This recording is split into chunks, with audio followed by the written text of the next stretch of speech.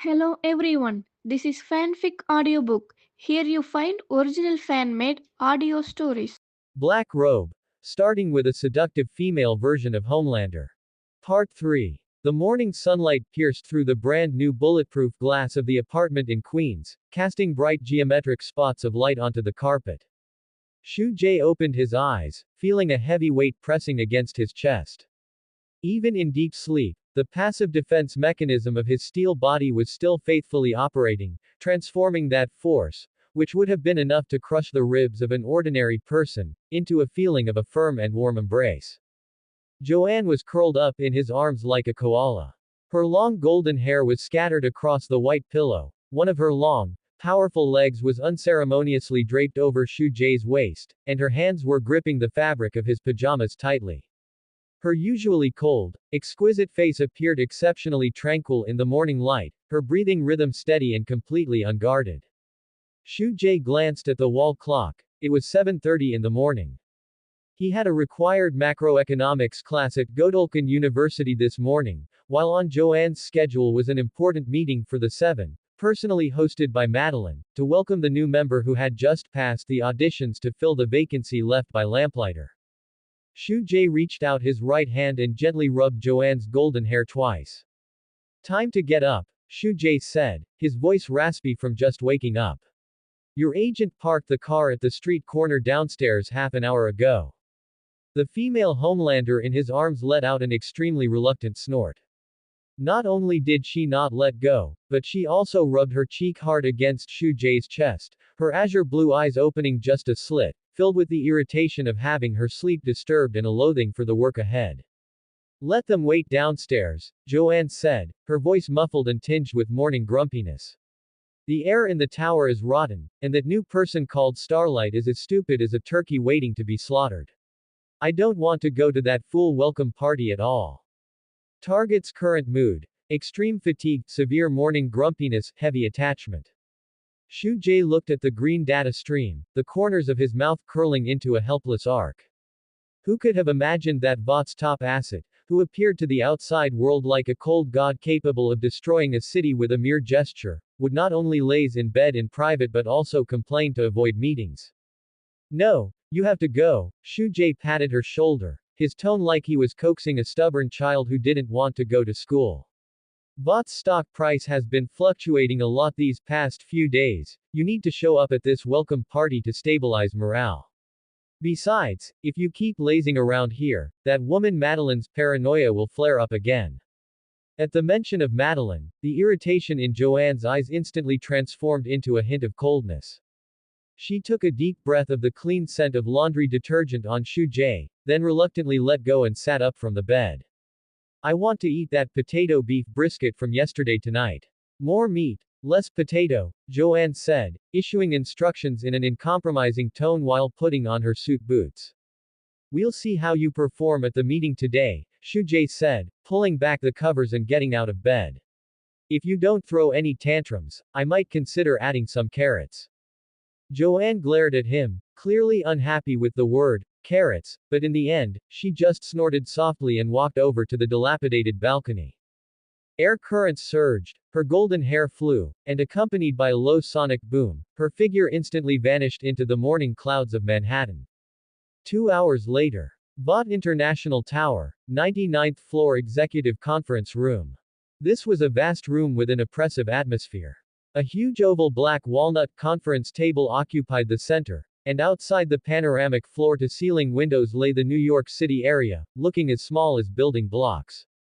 In the main seat of the conference table sat Joanne, dressed in her stars and stripes suit, her makeup impeccable. Beside her sat Queen Maeve, A-Train, the Deep, and Black Noir in turn. The heavy double wooden doors were pushed open by staff from the outside. Annie January, codename Starlight, wearing that white suit her mother had sewn by hand, which was slightly conservative but full of retro heroic flair, took a deep breath and stepped into this sanctuary belonging to the gods. Her heart was beating so fast it felt like it was going to burst through her chest.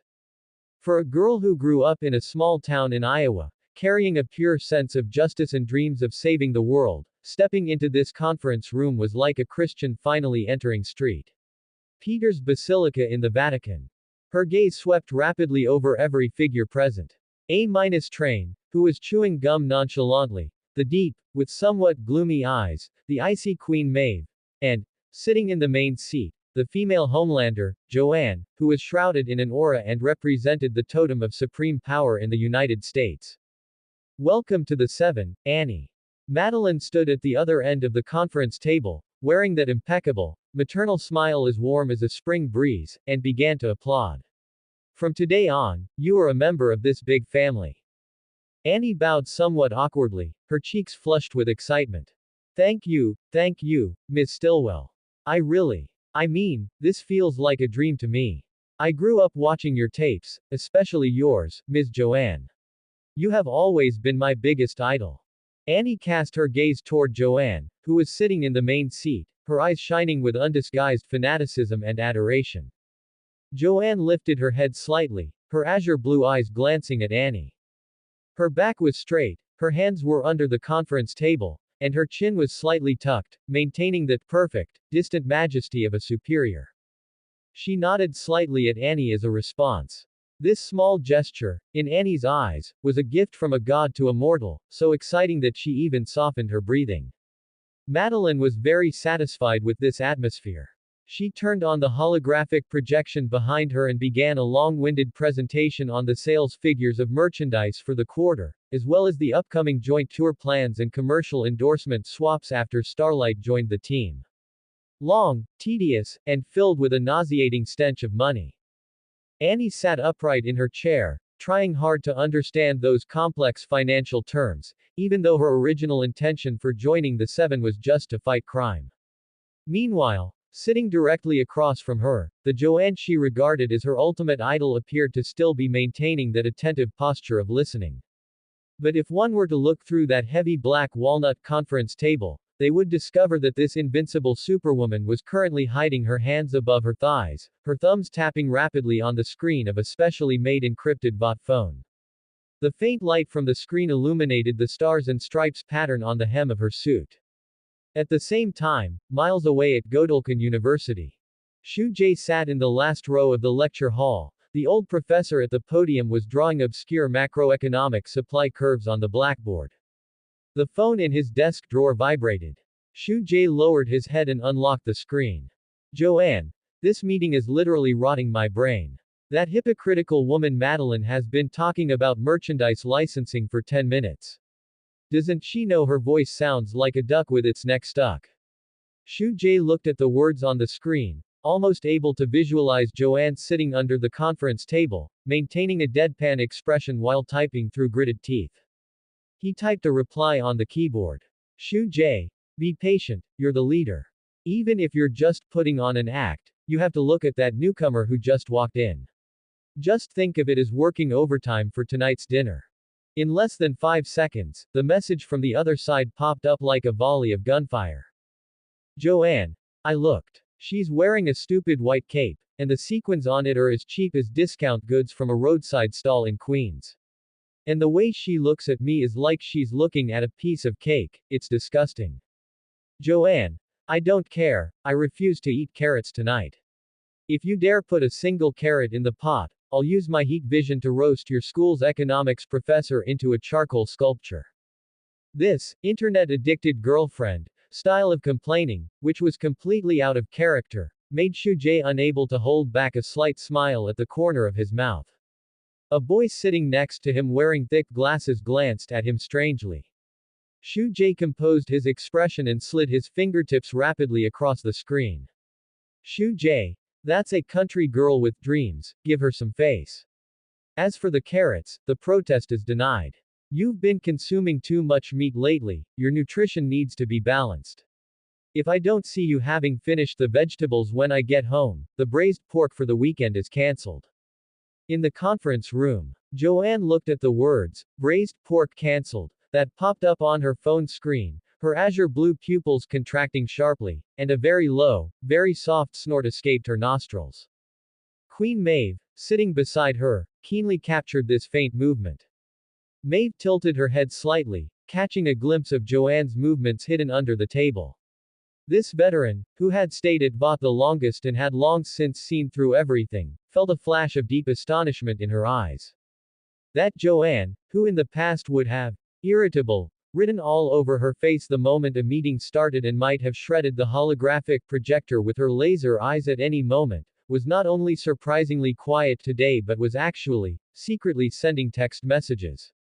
And that expression, frowning and biting her lower lip, didn't look at all like she was dealing with a crisis related to national security, but rather like a grumpy high school girl sulking because her allowance had been docked. Queen Maeve's gaze lingered on Joanne's seemingly majestic face for 2 seconds before she wisely chose to look away, pretending she hadn't seen anything. So, this is our strategic plan moving forward. Madeline finally ended her long-winded presentation and looked with a smile toward the end of the conference table. Joanne, as the leader, do you have any words of encouragement for our new member?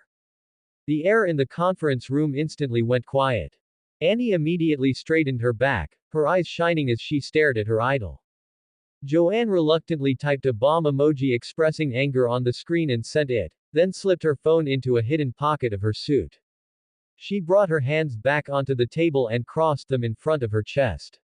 That face, which had just been furious about carrots, completed an extremely perfect expression management in 1 second, transforming back into that high and mighty female Homelander.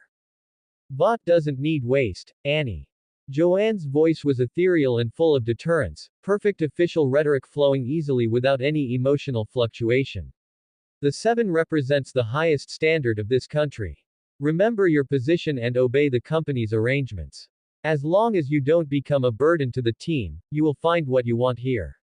This perfunctory, cold, and even slightly admonishing set of platitudes, falling into the ears of Annie, who had already been blinded by her filters, turned into severe encouragement from the leader to the newcomer. I definitely will, ma'am. I absolutely will not let you down. Annie nodded excitedly again and again.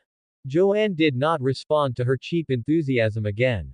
She glanced at the wall clock, calculating in her mind how much longer this boring meeting would take to end. Compared to listening to Madeline's empty promises here, she would rather tear through the sound barrier right now and fly back to that drafty apartment to use her heat vision to burn those fool carrots in Shu Jae's refrigerator into ash. The class-ending bell at Godolphin University echoed through the lecture hall. Shu Jae closed his laptop and stuffed it into his backpack. The surrounding students left in 2s and 3s, discussing weekend parties and course credits. Shu Jae slung his backpack over his shoulder and followed the flow of people out of the teaching building. The early autumn sunlight spilled onto the campus tree-lined path, bringing a faint hint of warmth. He took out his phone and glanced at the screen. Joanne had sent a short message 10 minutes ago, saying that the incredibly boring orientation meeting had finally ended, and she was now heading to the rooftop helipad to get some air, while also clearing out the sound of Madeline's old duck-like empty promises from her ears. Shu Jae's finger hovered over the virtual keyboard, but he did not reply immediately. His gaze dropped slightly, looking at the fragmented patches of light on the ground cut by the leaves. As a transmigrator who retained memories of his past life, the plot timeline in his brain clicked into place at this moment. Starlight's first day on the team. In the dark and oppressive trajectory of the original work, this Iowa girl, full of passion and having considered saving the world her highest belief since childhood, would have all her dignity and dreams stripped away by the deep in the most disgusting manner, deep within the polished, glamorous corridors of Vought Tower on her very first day of work. Shu Jae stood by the roadside and took a deep breath of the cool air. The principle he had always adhered to was self-preservation. On this chessboard where everyone was a villain, he was just an ordinary person who had only just grasped a few chips of capital. Interfering in the mess inside the 7 was not a rational choice. But the education he received in his past life and his bottom line as a normal person made him feel a sense of physical discomfort at this moment. It was not the fear of facing the pressure of a superhuman, but a pure, simple disgust for bullying and workplace harassment.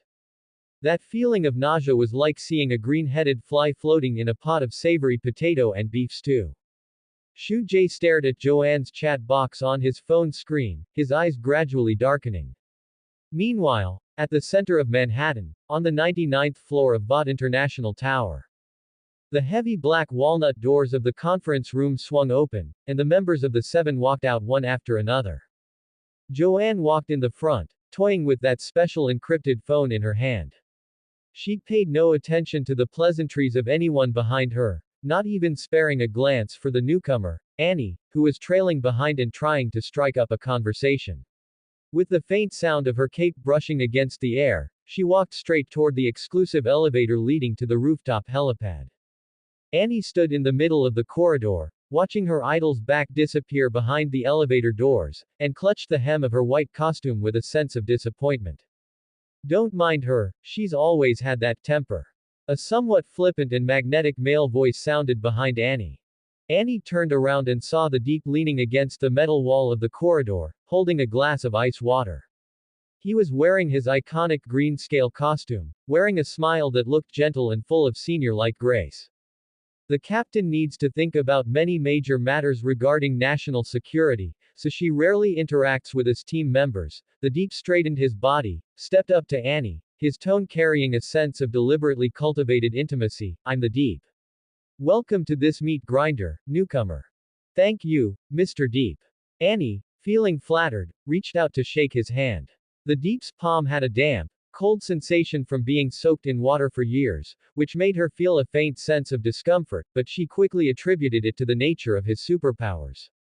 Just call me Kevin. The Deep shrugged and pointed toward the depths of the corridor. Today is your first day reporting in, and Madeline definitely doesn't have time to show you around. As the number 2 in the team, I feel I have an obligation to show you our true work area. Follow me.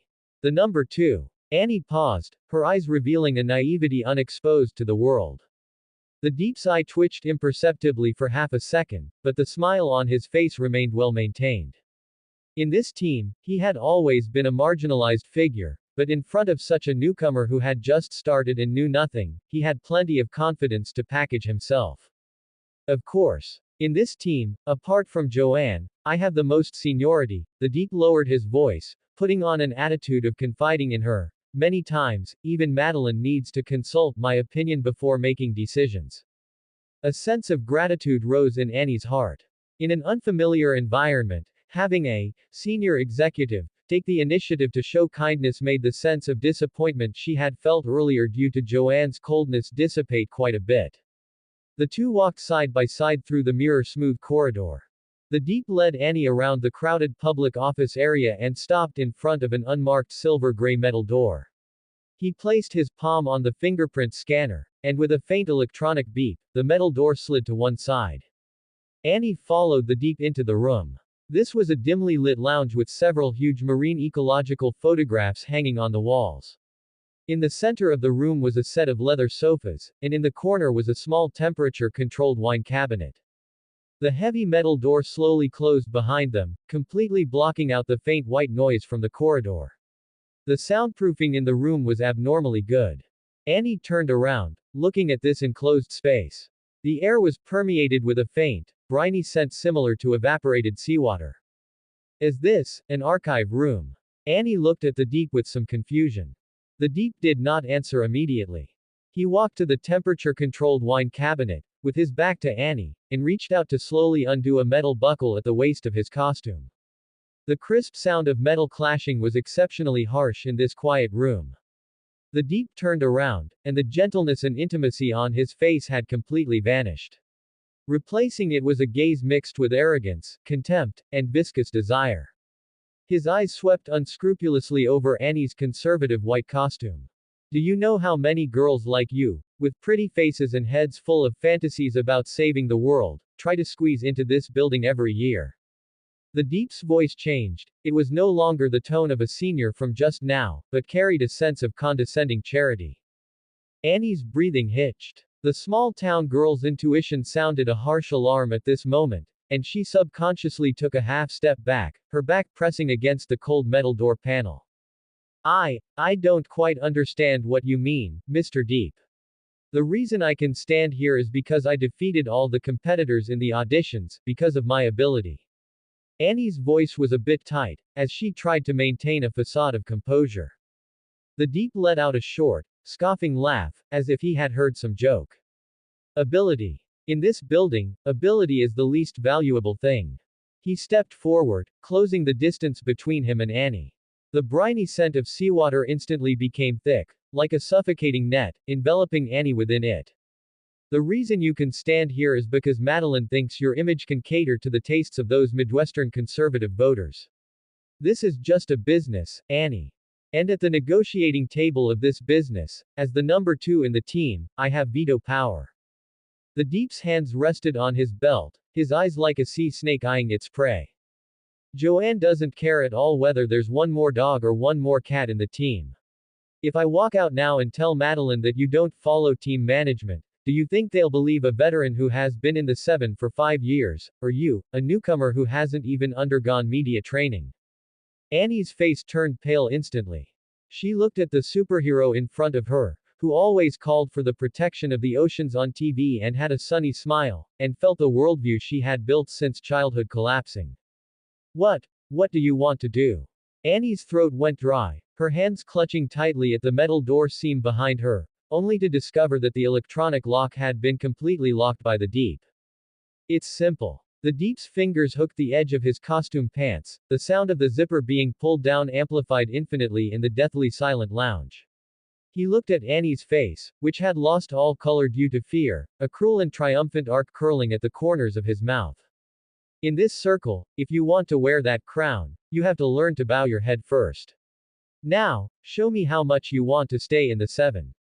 On the tree-lined path of Godolphin University, the early autumn sunlight pierced through the withered yellow leaves, casting mottled light and shadows on Shujae's shoulders.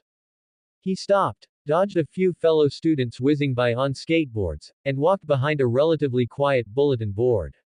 His fingertips hovered over his phone screen. The message from Joanne complaining about the boring meeting was still lit up. He quickly typed a line in the chat box. Shujae, since you're bored to death on the roof, do me a favor. Take a turn through the internal lounge or archive room on the 99th floor.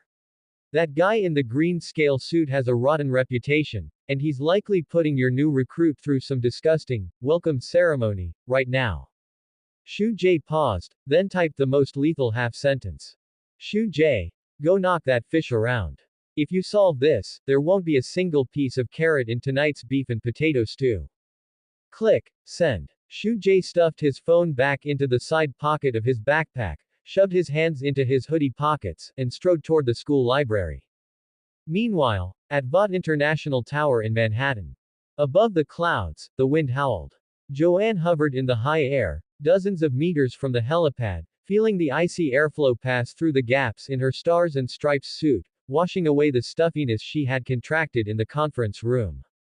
A slight vibration came from the pocket inside her suit. Joanne frowned as she took out the special encrypted phone. She had thought it was Madeline urging her to attend some stupid PR photo op again, but after seeing the familiar name on the screen, the irritation between her brows dissipated by more than half.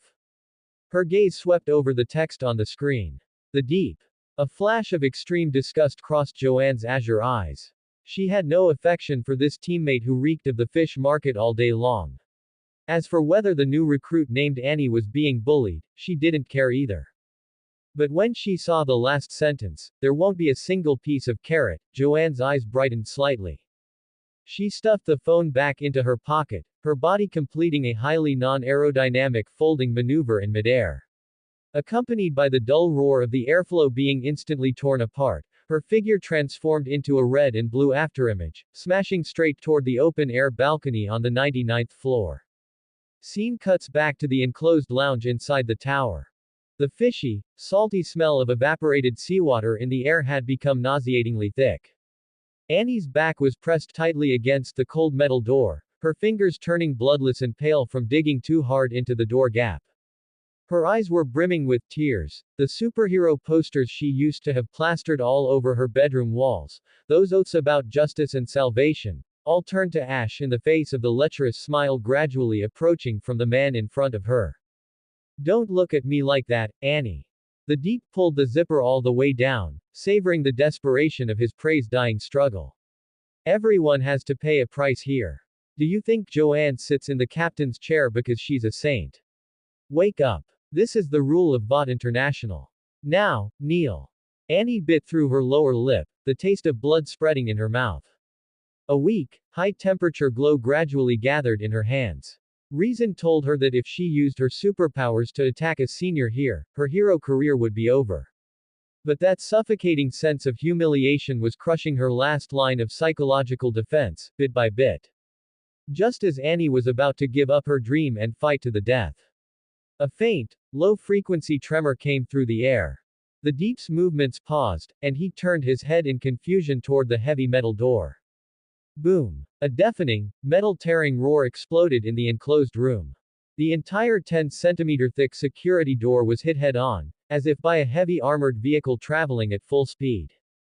The biometric fingerprint lock exploded into a mass of scorched scrap metal in an instant. The heavy metal door panel, under an irresistible, absolute force, was ripped straight off its reinforced hydraulic hinges, whistling past the Deep's shoulder along with twisted metal shards and flying sparks. Bang! The door panel slammed into the temperature-controlled wine cabinet in the corner of the room. Expensive red wine bottles and bulletproof glass shattered all over the floor, and dark red wine mixed with dust spread across the expensive carpet. The sudden sonic boom-level shockwave knocked Annie directly to the ground. She clutched her buzzing ears, looked up in terror, and stared at the smoke-filled doorway. The corridor's sensor lights flickered continuously from the impact.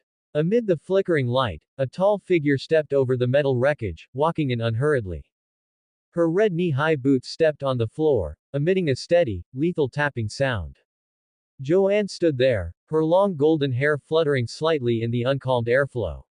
She didn't look at Annie, who was sitting slumped on the ground, those azure eyes locked directly onto the stiffened the Deep. Deep in her pupils, two balls of crimson magma were churning violently. The lounge, which had been kept at a constant 22 degrees due to the air conditioning system, saw its temperature skyrocket in less than 2 seconds.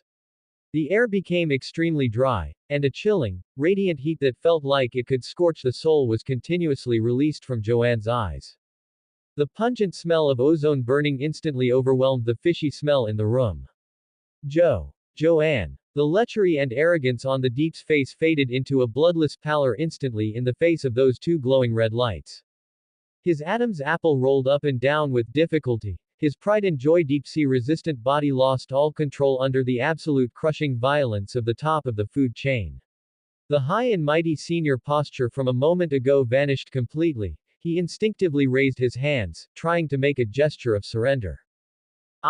We were just conducting some internal exchange between new and old members. The Deep's voice trembled uncontrollably, his legs turning to jelly. Joanne took a step forward. The red light in her eye sockets became even more blinding, and two extremely thin beams of heat vision with destructive high temperatures shot directly past the Deep's scalp and onto the wall behind him. The hard load-bearing wall was instantly melted through like butter, the edges showing dark red, magma-like flows, and the pungent burnt smell was suffocating. Control your lower body, Kevin. Joanne's voice was ethereal and cold, like a death knell ringing directly in the Deep's mind.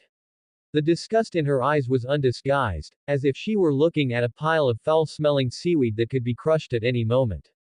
If you can't control it, I don't mind helping you cut it off right now and roasting it with heat vision to stuff into your mouth. Feeling the deadly high heat passing by his scalp, and Joanne's terrifying murderous intent that was definitely not a joke, the Deep's psychological defense collapsed completely. His bladder sphincter lost its function in a violent spasm. A pungent smell of urine spread along his green scale suit, dripping onto the expensive carpet. The Deep was like a pile of mud with its spine removed, sliding weakly down the wall, scrambling and crawling into a corner far away from Joanne, his face covered in tears and snot. I swear I'll never touch her again. Please don't kill me. I'm sorry. The Deep begged hysterically, his voice becoming sharp and shrill due to extreme fear. Joanne frowned in disgust. The smell of fishy stench mixed with urine in the air made her feel a physiological sense of nausea. The scarlet glow in her eyes gradually receded, and the temperature began to drop slowly.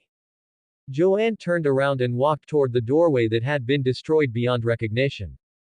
Only then did she glance out of the corner of her eye at Annie, who was still sitting on the ground, hugging her shoulders tightly, and shivering violently. Wipe your tears, don't embarrass the seven outside. Joanne left this cold, emotionless instruction, stepped in her red boots, and disappeared around the corner of the corridor without looking back. There was a deathly silence in the lounge. Only the hole melted through the wall was still making a slight sizzling sound, radiating residual heat. Annie gasped, breathing the air greedily. She looked at the veteran in the corner who had lost control of his bladder and was still shivering neurotically, and then looked at the majestic back that had disappeared outside the corridor. The desperation regarding the dark side of Bot International was swept away by the absolute power of Joanne's door-smashing entry. Annie stumbled and stood up, leaning against the wall. She stared fixedly at the direction Joanne had left. On the ruins of the small-town girl's half-collapsed faith, a taller, more invincible totem was rebuilt. She not only saved herself but also taught the senior executive a ruthless lesson to protect the newcomer. Cold and ruthless on the surface, but actually always silently watching everything in the team, descending from the sky at the most dangerous moment. This sense of protection, wrapped in a sunere and cold, hard shell, caused the fanatical worship of Joanne deep in Annie's heart to break through the critical point, transforming into a kind of fanatical, devoted gratitude. In the high-rise apartment in Queens, the rich aroma of meat replaced the lingering chill of last night. Shu Jae turned off the blue flame of the gas stove and lifted the glass lid of the stew pot. The bubbling broth made a gurgling sound, with succulent beef brisket and soft, tender yellow-hearted potatoes intertwined, exuding a pure, homey aroma. He picked up a ladle and stirred, confirming that the bottom wasn't sticking, and that there wasn't even the slightest shadow of a carrot. Shu Jae moved the stew pot off the stove, grabbed a paper towel to wipe his hands, and took the opportunity to pull his phone out of his hoodie pocket. There were no new unread messages on the screen. Calculating the time, the welcome event at Bot Tower should have ended long ago. Although he wasn't there in person, based on his understanding of Joanne's arrogant personality, Shu Jae knew very well that his text message about carrots would definitely be more effective than 100 administrative orders issued by Madeline. The Deep, that guy who was used to bullying others in dark corners, was likely still trembling in some enclosed lounge right now, perhaps even needing to see a psychiatrist. Shu Jae took a sip of the warm water in his glass. He opened the chat box with Joanne and typed a short message with one hand. Shu Jae, dinner is ready, all meat. Come back early to wash your hands and eat. The message was sent successfully. Shu Jae tossed his phone onto the sofa and turned to get bowls and chopsticks from the cupboard. At the same time, in the executive suite on the top floor of Bot International Tower in central Manhattan. It was an extremely luxurious yet cold room. Joanne, wearing her stars and stripes suit, leaned boredly against the massive leather sofa, holding a crystal wine glass in her hand. The fishy, pungent smell she had caught in the 99th floor lounge earlier seemed to still linger in her nasal cavity, making her feel waves of irritation. The suite's doorbell gave two soft electronic beeps. Joanne frowned, a flash of impatience crossing her azure pupils. She didn't get up, just stared coldly at the heavy mahogany door.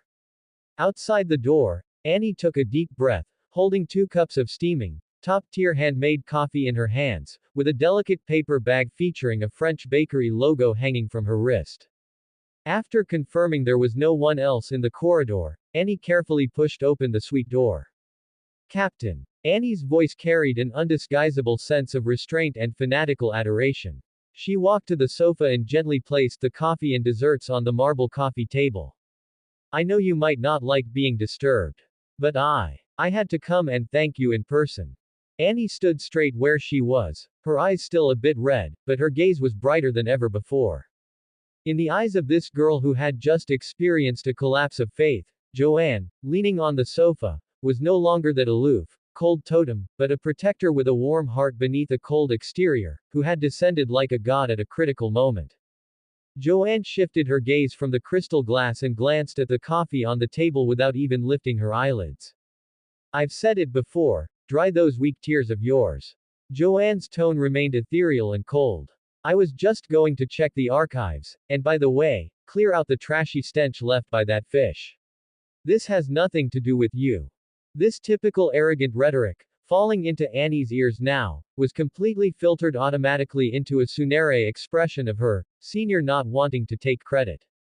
I understand, Captain. Annie nodded vigorously, her cheeks flushing with excitement. In this building, only you are still upholding true justice. You not only saved my life but also preserved my dignity. Joanne felt this, Turkey, was simply unreasonable. Just as she was about to open her mouth to kick her out, the screen of the encrypted phone on the marble coffee table lit up.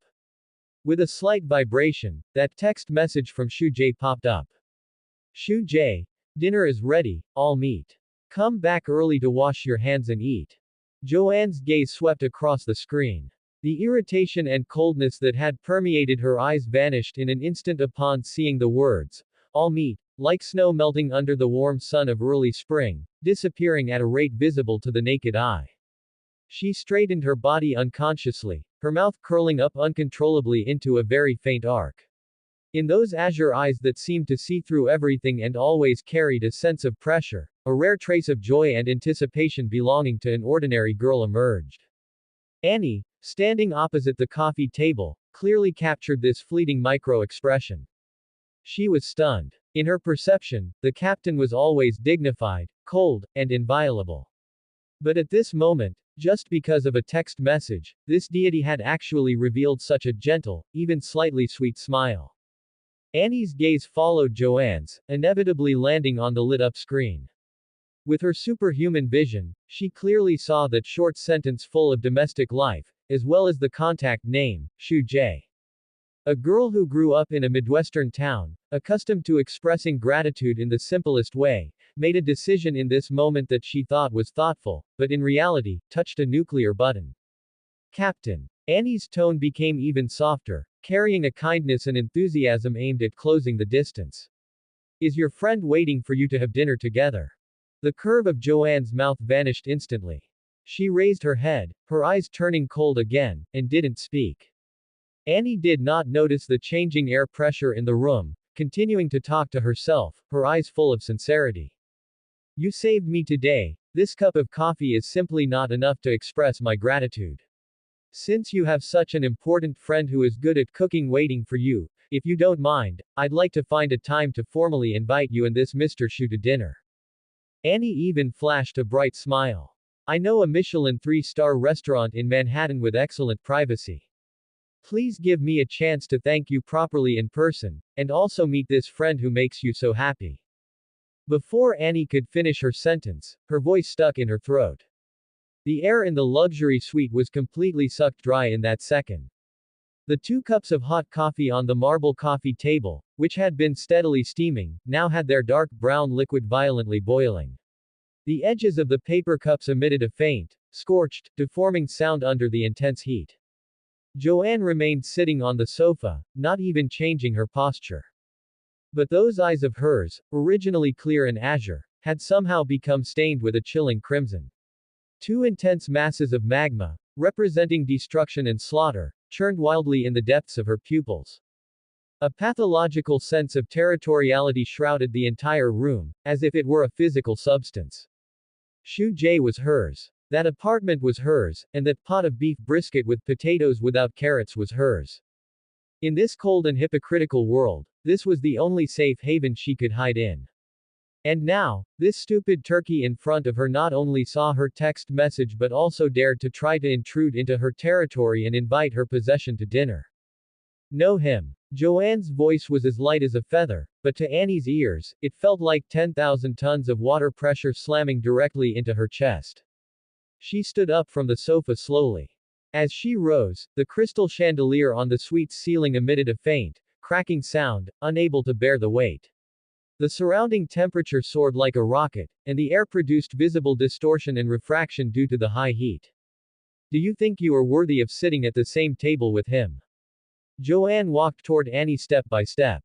Her boots made no sound on the carpet, but the terrifying pressure radiated by a predator facing an intruder coveting its prey caused Annie's knees to instantly lose their strength.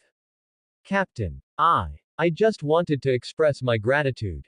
Annie retreated in terror until her back slammed hard against the mahogany door. She completely failed to understand what she had said wrong, The image of the protector with a warm heart beneath a cold exterior was gone, replaced by a terrifying evil spirit ready to tear her into pieces at any moment. Shut up. Joanne walked up to Annie, the distance between them so close that Annie could feel the scorching heat radiating from the other's eye sockets. Joanne tilted her head slightly, golden hair falling before Annie's eyes. She extended a fair finger, its tip glowing with a faint red light, and gently tapped the chest of Annie's white suit. Even through a layer of polymer material, Annie could still feel a sharp pain on the skin of her chest, as if it were about to be scorched. Listen clearly to every word I say next, Annie. Joanne's voice carried a pathological possessiveness and extreme coldness. He is mine. You are not allowed to ask about him, not allowed to approach him, and certainly not allowed to harbor any disgusting thoughts in your brain about inviting him to dinner.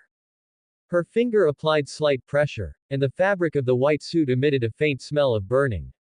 If I find your gaze lingering in the neighborhood where he is for even 1 second more, Joanne stared directly into Annie's terrified eyes, I will gouge your eyeballs out.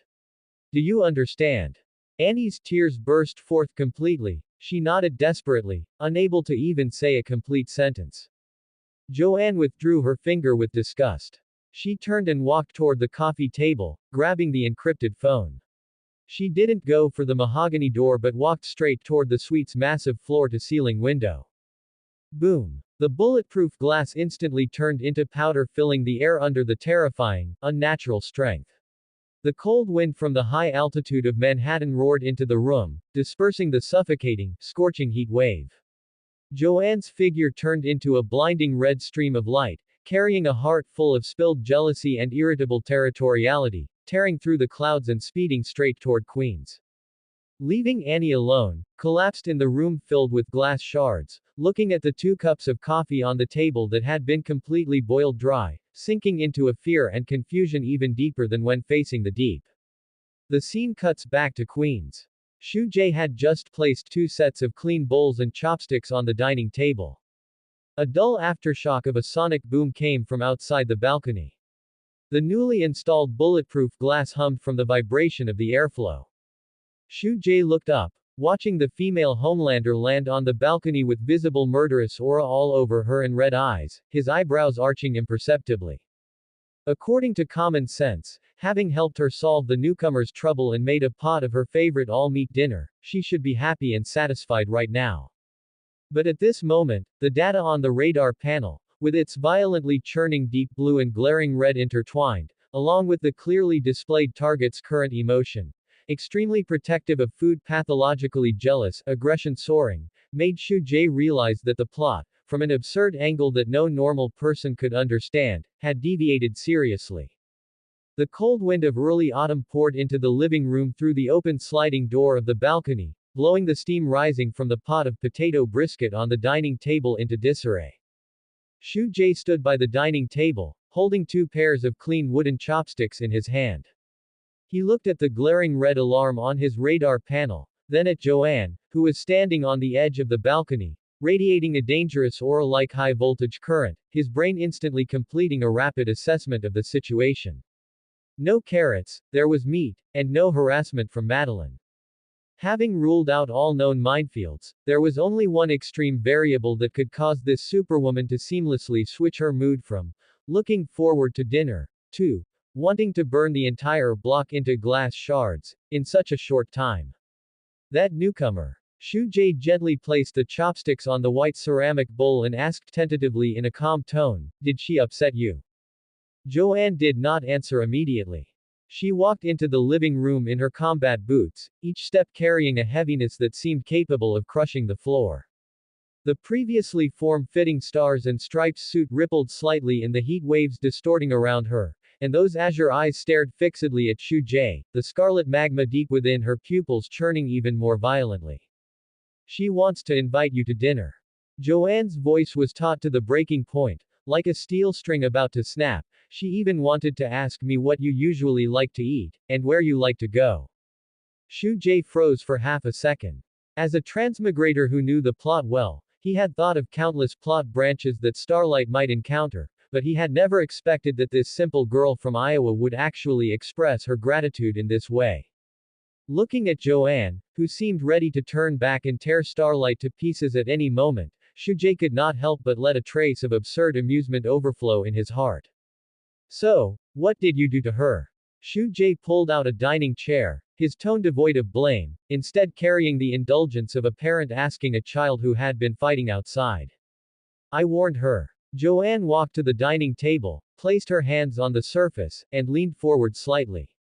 The oppressive sensation, carrying the scent of burning ozone, rushed toward him. I told her that if she dares to have any unnecessary curiosity about you again, I will gouge her eyeballs out. Joanne stared into Shujae's eyes, her tone cold and devoid of any warmth. If you think I've gone too far, I can fly back right now and make her shut up forever. This was not just an angry remark. Shujae knew very well that as long as his expression revealed even a hint of sympathy or protection for that newcomer, Joanne would absolutely fulfill her promise without hesitation. Psychological state. Extremely lacking in security, on the verge of a destructive defense mechanism. Shujae pulled out the other dining chair opposite Joanne and sat down. He then picked up the pair of chopsticks he had just put down, picked up a piece of beef brisket from the pot that had been stewed to an enticing sauce red color, and placed it into the white ceramic bowl in front of Joanne. Let's forget about gouging out eyeballs. If blood splatters on your stars and stripes suit, you'll have to spend time washing it. Besides, Shujae looked up, meeting Joanne's highly aggressive gaze, the curve of his lips carrying an irresistible certainty. Even if she really invited me to dinner, do you think I would go? Joanne froze for a moment.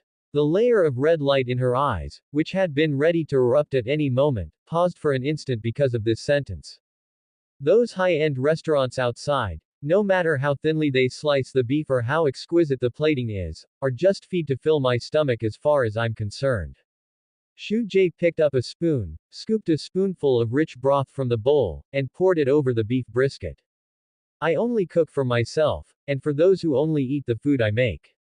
He put down the spoon and looked at Joanne with calm eyes, as for others wanting to invite me to dinner. Sorry, I think their taste in restaurants is too poor, and besides. Shujae paused for half a second, his tone revealing a sense of partiality. I have a bad temper. If a meal isn't enjoyable, I'm afraid I might not be able to stop myself from flipping the table. Then I'd have to trouble you, the great captain, to fly over and clean up the mess for me. Not a single word in this passage was meant to soothe Joanne's emotions, but every word hit precisely on her heart, which was suspended in midair due to an extreme lack of security. The force in Joanne's hands, which were pressing on the table, relaxed unconsciously. The suffocating heat in the surrounding air receded like a tide. She looked at the beef brisket in the bowl, soaked with broth, then at Shujae sitting opposite her, looking so matter-of-fact, and let out a very faint nasal sound from her throat, sounding like a complaint yet also like a coquettish whine. Who wants to clean up your mess? She pulled out the chair and sat down, picked up her chopsticks, and shoved the beef brisket into her mouth somewhat roughly. The rich aroma of meat and the perfect texture exploded in her mouth. All the hostility accumulated in Bot Tower and the inexplicable jealousy caused by Starlight were completely smoothed over by this mouthful of food at this moment. HMPH, I suppose you have some self-awareness. Joanne muttered indistinctly while chewing. She kept a straight face, trying hard to maintain her cold and Tsunere shell, but on Shujae's retina, the data on the system panel had undergone an earth-shaking change. The originally glaring red and blue alarm, as if blown away by a breeze, was replaced by a pure green light that was so brilliant it was almost overflowing. Target current emotion. Extreme pleasure, possessiveness perfectly satisfied. Psychological defense status. Developing exclusive attachment to the host. Immediately after, a row of deep blue characters popped up in the center of his vision, accompanied by numerical fluctuations that would drive top Wall Street traders crazy. Target emotional fluctuation reached the core cultivation threshold. Fund extraction pool trigger deep leap mechanism. Obtained legal funds. 200 million United States dollars. 200 million USD. Shujae calmly closed the system panel and picked up his own bowl and chopsticks. The speed of capital accumulation had far exceeded his expectations. With this newly injected capital, the speed at which Great Wall Capital was absorbing shares in the stock market would increase exponentially. As long as he could grasp enough chips before the boys in Bot International completely tore their faces apart, he would be able to remain invincible in this storm. Dinner proceeded in an atmosphere that had become warm and full of the scent of home again. Joanne displayed her astonishing appetite as always. Nearly 3/4 of the large pot of potato brisket went into her stomach. Even the potato chunks stained with the aroma of meat were not rejected by her, a rare occurrence, and she ate everything clean. After eating and drinking her fill, she flopped onto the sofa without any regard for her image and let out a long burp. After clearing the dining table, Shujae walked out of the open kitchen, holding 2 bottles of iced sugar-free sparkling water. He walked to the sofa and pressed one of the bottles against Joanne's cheek. The cold touch made Joanne instinctively shrink her neck. She didn't lose her temper as she usually did, but instead took the sparkling water, unscrewed the cap, and took a big gulp. Next time that idiot dares to approach the block you're in, I'll really hang her on the lightning rod of Bot Tower. Joanne leaned against the back of the sofa, toying with the glass bottle in her hand, her tone fierce, but there was no longer that deadly murderous intent in her eyes. Suit yourself. Shu Jae sat down next to her and unscrewed his own sparkling water. Just don't make me clean up the aftermath for you. Joanne turned her head and looked at the man sitting beside her, who could always easily smooth over all her irritability. The outside world was full of lies, calculations, and disgusting exchanges of interests.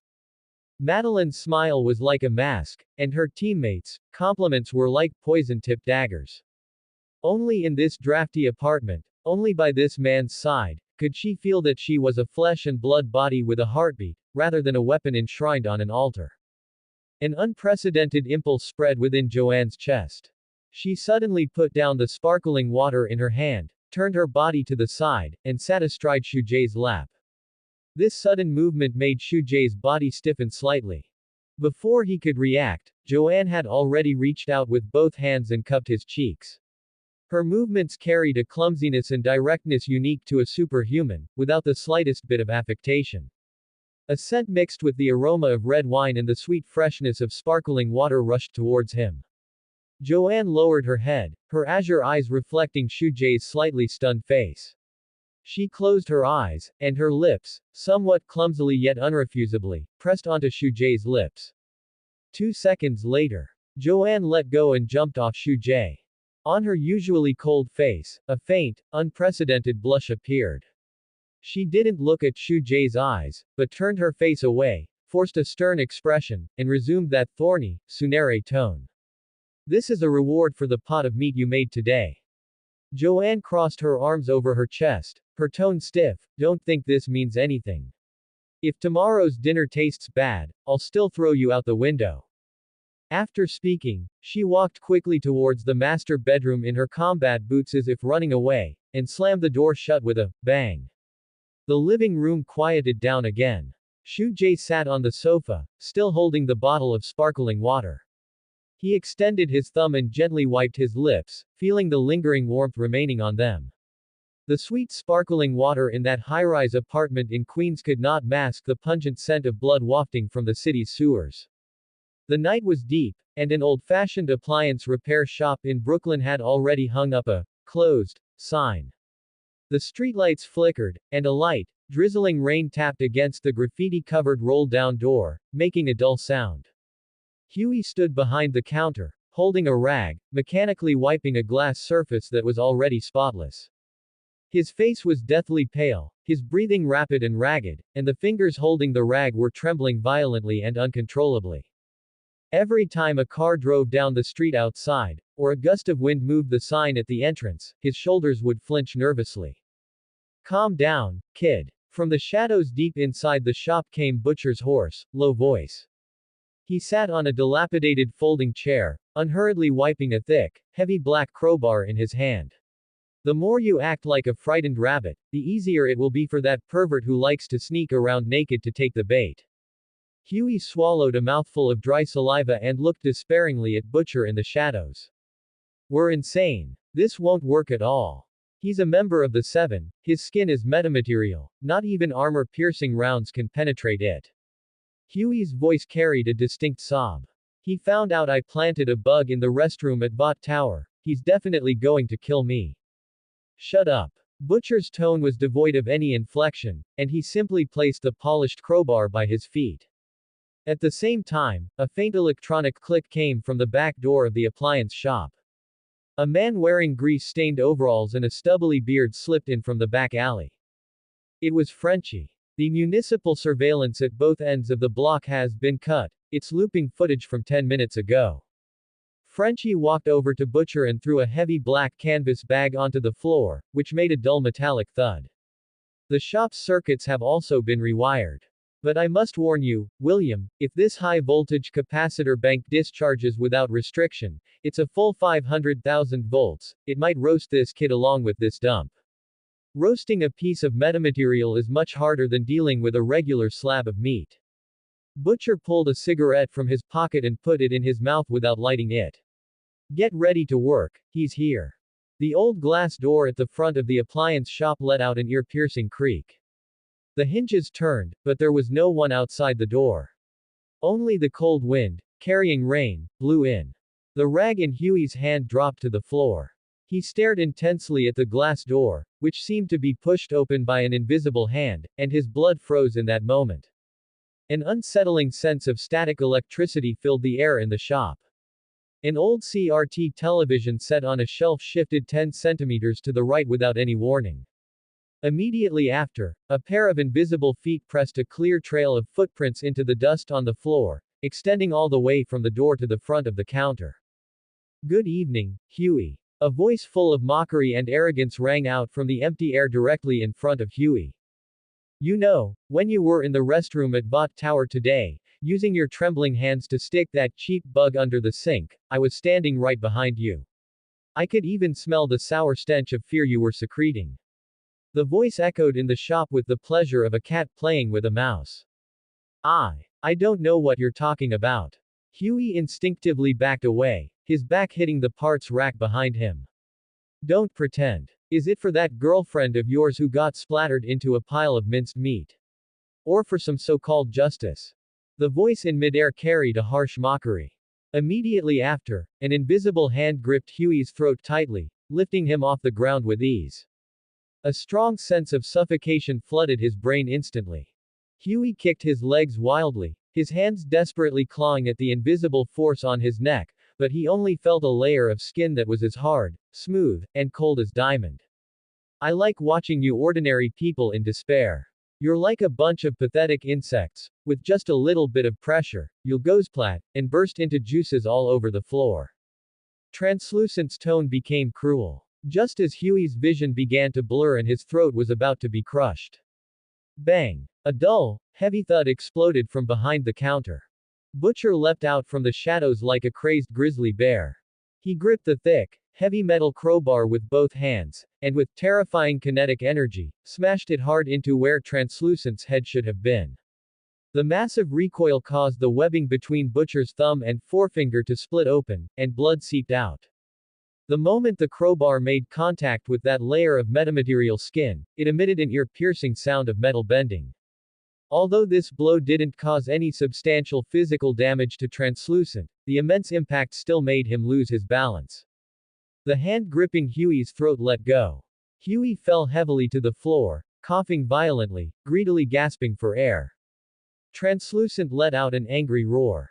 Although he couldn't feel pain, the humiliation of being hit on the head with a stick made him instantly furious. Where did this stray dog come from? A sharp, invisible gust of wind cut through the air.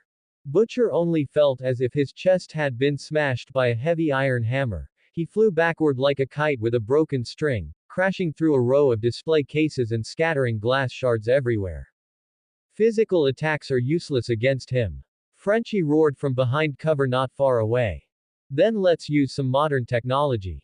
Butcher spat out a mouthful of blood, struggling to crawl up from the glass shards, his eyes filled with an unyielding madness. Translucent did not materialize, but his extremely arrogant aura had already enveloped the entire shop. You bottom-feeding trash have no idea what you're facing. Translucent's voice hovered above the appliance shop. My skin is the hardest substance in the world. Bullets, blades, fire, to me, they're like a gentle breeze. You're all going to die here today. He took heavy steps toward Butcher, preparing to completely snap the neck of this man who didn't know his place. Butcher didn't back down. Instead, a cruel, savage grin appeared on his blood-covered face. Is that so? Then I'd like to see if that high-tech diamond skin of yours conducts electricity. Before he finished speaking, Butcher suddenly reached out and grabbed an industrial-grade copper cable, as thick as an arm, which had been pre-arranged by Frenchie under the display case he had just crashed into. Now! Butcher roared. Frenchie, hiding at a safe distance, didn't hesitate to press the red switch that looked like a detonator in his hand. A scalp-tingling, low-frequency sound of electric current instantly pierced the air of the appliance shop. The 500,000-volt high-voltage capacitor bank discharged at full capacity in 0.1 seconds. Violent blue currents surged out along the thick cable. Butcher gripped the insulated handle tightly and swung the coil, which was flashing with blinding electric arcs, toward the empty air in front of him. Sizzle. The blue-white electric arcs seemed to hit an invisible conductive wall in midair, instantly exploding into an extremely dazzling ball of electric sparks. Although metamaterial is indestructible, its nature still possesses extremely strong electrical conductivity. What was more fatal was that, in order to maintain complete invisibility, Translucent wasn't even wearing a single piece of insulating underwear. The 500,000 volts of electricity penetrated his diamond skin, which he was so proud of, without any obstruction, pouring directly into his fragile internal nerves and organ systems. Ah! The extremely shrill scream tore through Butcher's eardrums.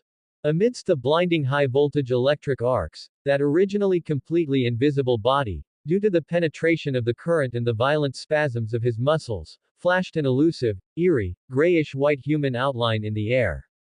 That invincible superhero was, at this moment, like a live fish thrown onto an electrified iron plate, twitching and twisting violently in midair, and finally crashing heavily onto the water-covered floor. The burnt smell of the electric current, mixed with the scent of ozone, spread rapidly through the appliance shop. Frenchie released the switch. The blue electric arcs disappeared, and only the weak light from the backup power supply remained in the shop. On the floor, that invisible human-shaped object was still twitching and convulsing unconsciously, clearly having completely lost the ability to resist. Huey stood up, leaning on the counter, staring at everything in a daze. The god who was about to crush his throat a few minutes ago was now lying at his feet like a pile of mud. Butcher threw away the still smoking cable in his hand, pulled the crushed cigarette pack from his pocket, used his blood-stained fingers to pull out a cigarette, and lit it. He took a deep drag, walked over to the invisible body, and unceremoniously ground his shoe sole twice onto the face that was presumably already deformed from the electric shock. Push the dog cage over, Frenchie.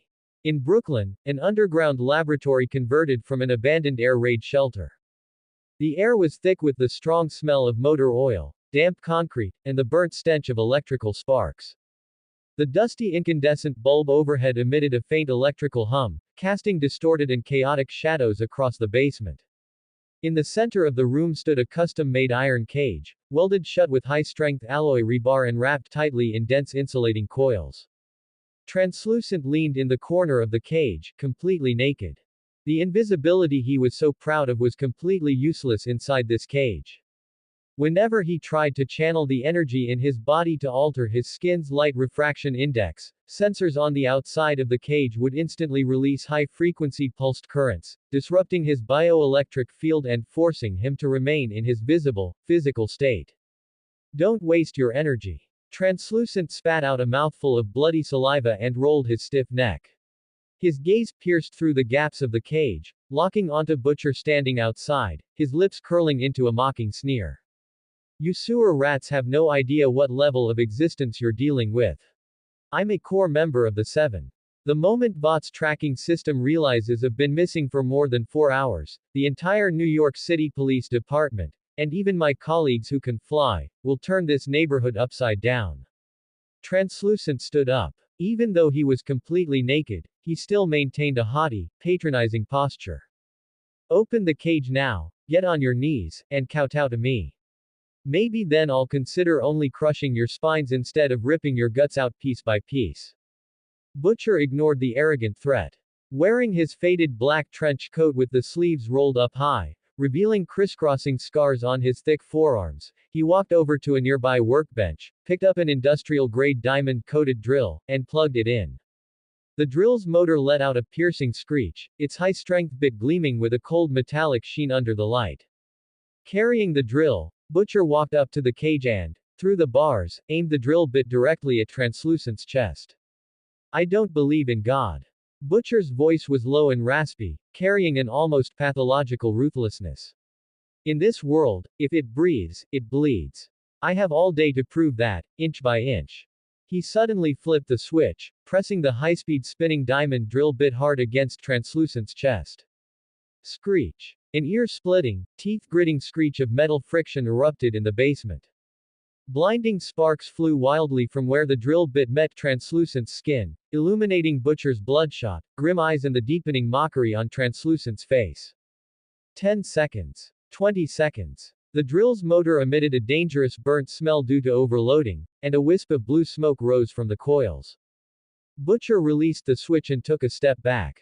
The expensive diamond drill bit, which could easily penetrate reinforced concrete, had been completely flattened at the tip. It had even warped severely from the high temperature, turning into a useless piece of scrap metal. Yet, on Translucent's chest, aside from a faint trace of white powder, his skin wasn't even broken. No blood, no wound, not even a red mark. Is that all you've got? Translucent reached out and brushed off the powder on his chest, his smile becoming increasingly twisted and arrogant. I told you, I'm indestructible.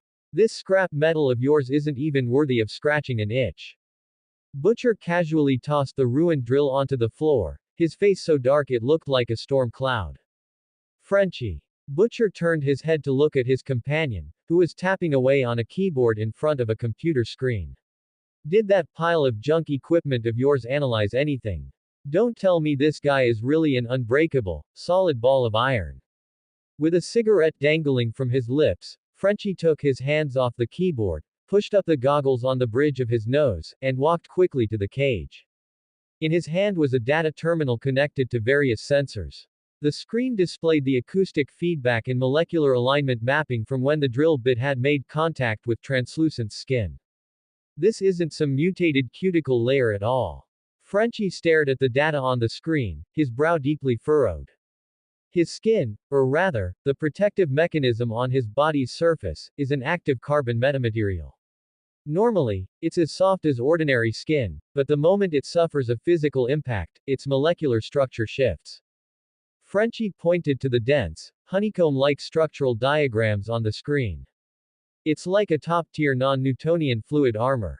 The greater the physical kinetic energy you apply, the tighter its molecular alignment becomes.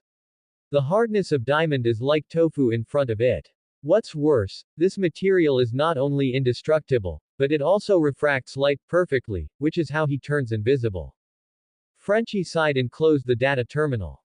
From the perspective of external physical damage, William, he's not lying.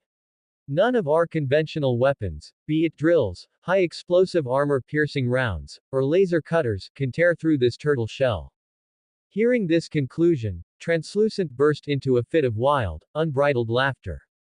Did you hear that? You uneducated scum. The power of technology, combined with Vough's genetic blessings, has created a perfect life form like me. Your only way out now is to pray that when Vough's rescue team kicks down this door, you'll get to die quickly. The basement fell into a dead silence. Only the faint hum of the exhaust fan and Translucent's nauseating laughter echoed through the space. Butcher stared intently at the arrogant superhero in the cage. His jaw clenched so hard the bone protruded, and within his deep-set eyes burned an uncompromising fire of vengeance. His wife, Becca, had been taken from him by these monsters who seemed glamorous on the outside but were rotten to the core. In this world, nothing was truly indestructible. If no weakness could be found on the outside, it simply meant they were looking in the wrong direction. Butcher's gaze slowly drifted up from Translucent's chest, landing on his mouth, which was wide open in wild laughter. It was a human mouth. Inside was a soft tongue and pink oral mucosa. An idea cut through the fog of Butcher's mind like a bolt of lightning. He spun around and strode over to a row of tool racks against the wall. Rummaging through the cluttered tools, he pulled out a heavy-duty stun baton normally used for high-voltage riot control. You said earlier. Butcher held the stun baton as he walked back to the cage, his voice terrifyingly low, that only his outer skin turned into a carbon metamaterial, right? Frenchie froze for a second, then instantly caught on to Butcher's intent, his eyes lighting up. Yes. Carbon metamaterials require an immense amount of bioenergy to maintain. According to basic life sciences, his internal organs, blood vessels, and digestive system could never transform into such a hard inorganic structure just to maintain basic metabolism. Otherwise, he wouldn't even be able to digest a piece of bread. Butcher stopped in front of the cage, looking at Translucent inside. Translucent, who had been smug just a moment ago, instantly stopped laughing upon seeing the stun baton in Butcher's hand crackling with dangerous blue arcs, and the cold, calculating look in his eyes that showed he had figured out his hand. A feeling called fear finally crept up his indestructible spine. What are you trying to do? Translucent instinctively backed deeper into the cage. You're right, your skin is indeed very tough. Through the iron bars, Butcher poked the tip of the stun baton inside, pressing it squarely against Translucent's defenseless armpit. But you still need to breathe, eat, and excrete. This means that beneath this unshakable diamond shell, there is still a pile of soft, fragile flesh that will spasm from heat and electricity. Without hesitation, Butcher flipped the switch to the highest setting. Beast. The violent high-voltage current bypassed the skin defense Translucent was so proud of, surging directly into his body through his sweat glands and subcutaneous nerve network. The burning and tearing sensation reaching straight to his internal organs made Translucent let out a shriek so agonizing it was completely warped. He curled up violently inside the cage like a boiled shrimp, his entire body's muscles twitching uncontrollably as saliva mixed with foam drooled from the corner of his mouth. After shocking him for a full 10 seconds, Butcher finally released the switch. Translucent slumped onto the floor of the cage, gasping heavily for air, his eyes bloodshot. Frenchie. Butcher hung the still smoking stun baton back on his waist, his eyes as cold as a butcher fresh out of hell. Go raid that armory of yours. We need to find a small micro bomb that can be set with a delay. Ideally, one coated with a layer of Teflon to prevent stomach acid corrosion. Frenchie stroked the stubble on his chin, a smile of technical fanaticism spreading across his face. An internal detonation. That is a stroke of mad genius. Give me a few hours, and I can assemble a concentrated C4 with the power of half a hand grenade. Once we get it into his stomach, the shockwave from the explosion won't be able to escape the sealed space of his carbon metamaterial skin. It will turn his internal organs directly into a pot of meat soup. Listening to the conversation of these two madmen, Translucent's face turned completely ash-gray. He wanted to beg for mercy, but the high-voltage shock from earlier had left his vocal cords in spasms, and he could only make a few meaningless hissing sounds. Butcher walked over to the sink, turned on the tap, and carefully washed the dust and motor oil from his hands. The cold tap water washed over the split skin of his web of hand, the pain gradually cooling down his overexcited, slightly congested brain. Killing Translucent was only the first step. Once Bot International discovered that a member of the Seven had been executed by ordinary humans, the ensuing retaliation would be devastating. The boys were still far too weak right now, they needed more leverage. Butcher turned off the tap and grabbed a rough towel to dry his hands. From the inner pocket of his trench coat, he pulled out a slightly crumpled printed photograph. In the photograph was a young college student with an Asian face. Frenchie, I'm leaving things here to you. Make sure the voltage on the cage stays on. Don't give him a chance to turn invisible and slip away. Butcher stuffed the photograph back into his pocket and turned to walk toward the basement exit. His old black trench coat cut a sharp, cold arc in the dim light. Where are you going? I still need your help calibrating the fuse for the bomb. Frenchie yelled after him. Butcher pushed open the heavy, soundproof iron door, the cold wind outside carrying rain that whipped against his face. To see an old friend. The corner of Butcher's mouth curved upward. Since we're planning to stab this behemoth Vought in the gut, we have to find someone to help leash that most troublesome lioness. In late autumn in New York, the sky was always shrouded in a heavy layer of lead-gray clouds. At 4:30 p.m., the dismissal bell at Godolphin University rang on time.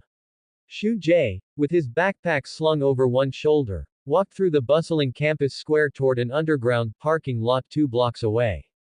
The air carried the dampness and oppressiveness that preceded an impending cold rain. As he walked out of the campus surveillance coverage, the flow of people on both sides of the street gradually thinned out. Shu Jae's pace was steady and even. After more than half a month of psychological tempering, along with the confidence brought by that massive sum of offshore funds, his slightly thin frame of an international student had already settled into a composure that wouldn't flinch even if Mount Tai collapsed before him. As he passed an abandoned newsstand, a gust of cold wind mixed with the smell of cheap tobacco and a faint scent of engine oil blew from the alleyway. Shu Jae's footsteps naturally slowed down by half a beat. On the narrow roadway a dozen meters away, a muddy, black, second-hand Chevrolet SUV was parked sideways.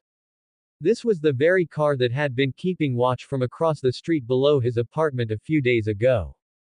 The driver's door was pushed open, making a harsh, grating sound from a lack of lubrication. Wearing an old black trench coat, William Butcher stepped out of the car. He wore no hat, his stubble was messy, and his deep-set eyes carried an undisguised aggressiveness like that of a lone wolf in the wild.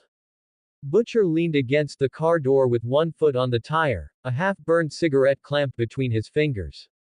The crimson cherry glowed faintly in the dim street. The two of them stood a dozen meters apart, their gazes locking in midair. "We meet again, good neighbor." Butcher threw the cigarette butt onto the puddled road and crushed it hard under the sole of his leather shoe, his lips curling into a cold smile. "Last time behind your security door, you held that Glock of yours pretty steady. Didn't bring it with you today." Shu Jae looked at the trench-coated leader standing before him, who still had a faint scent of blood lingering on him.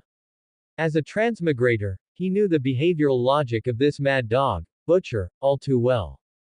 Since the other party dared to park his car sideways here so brazenly today, it meant he had already cracked Translucent's defenses in the basement and thought he held the leverage to go against Vought.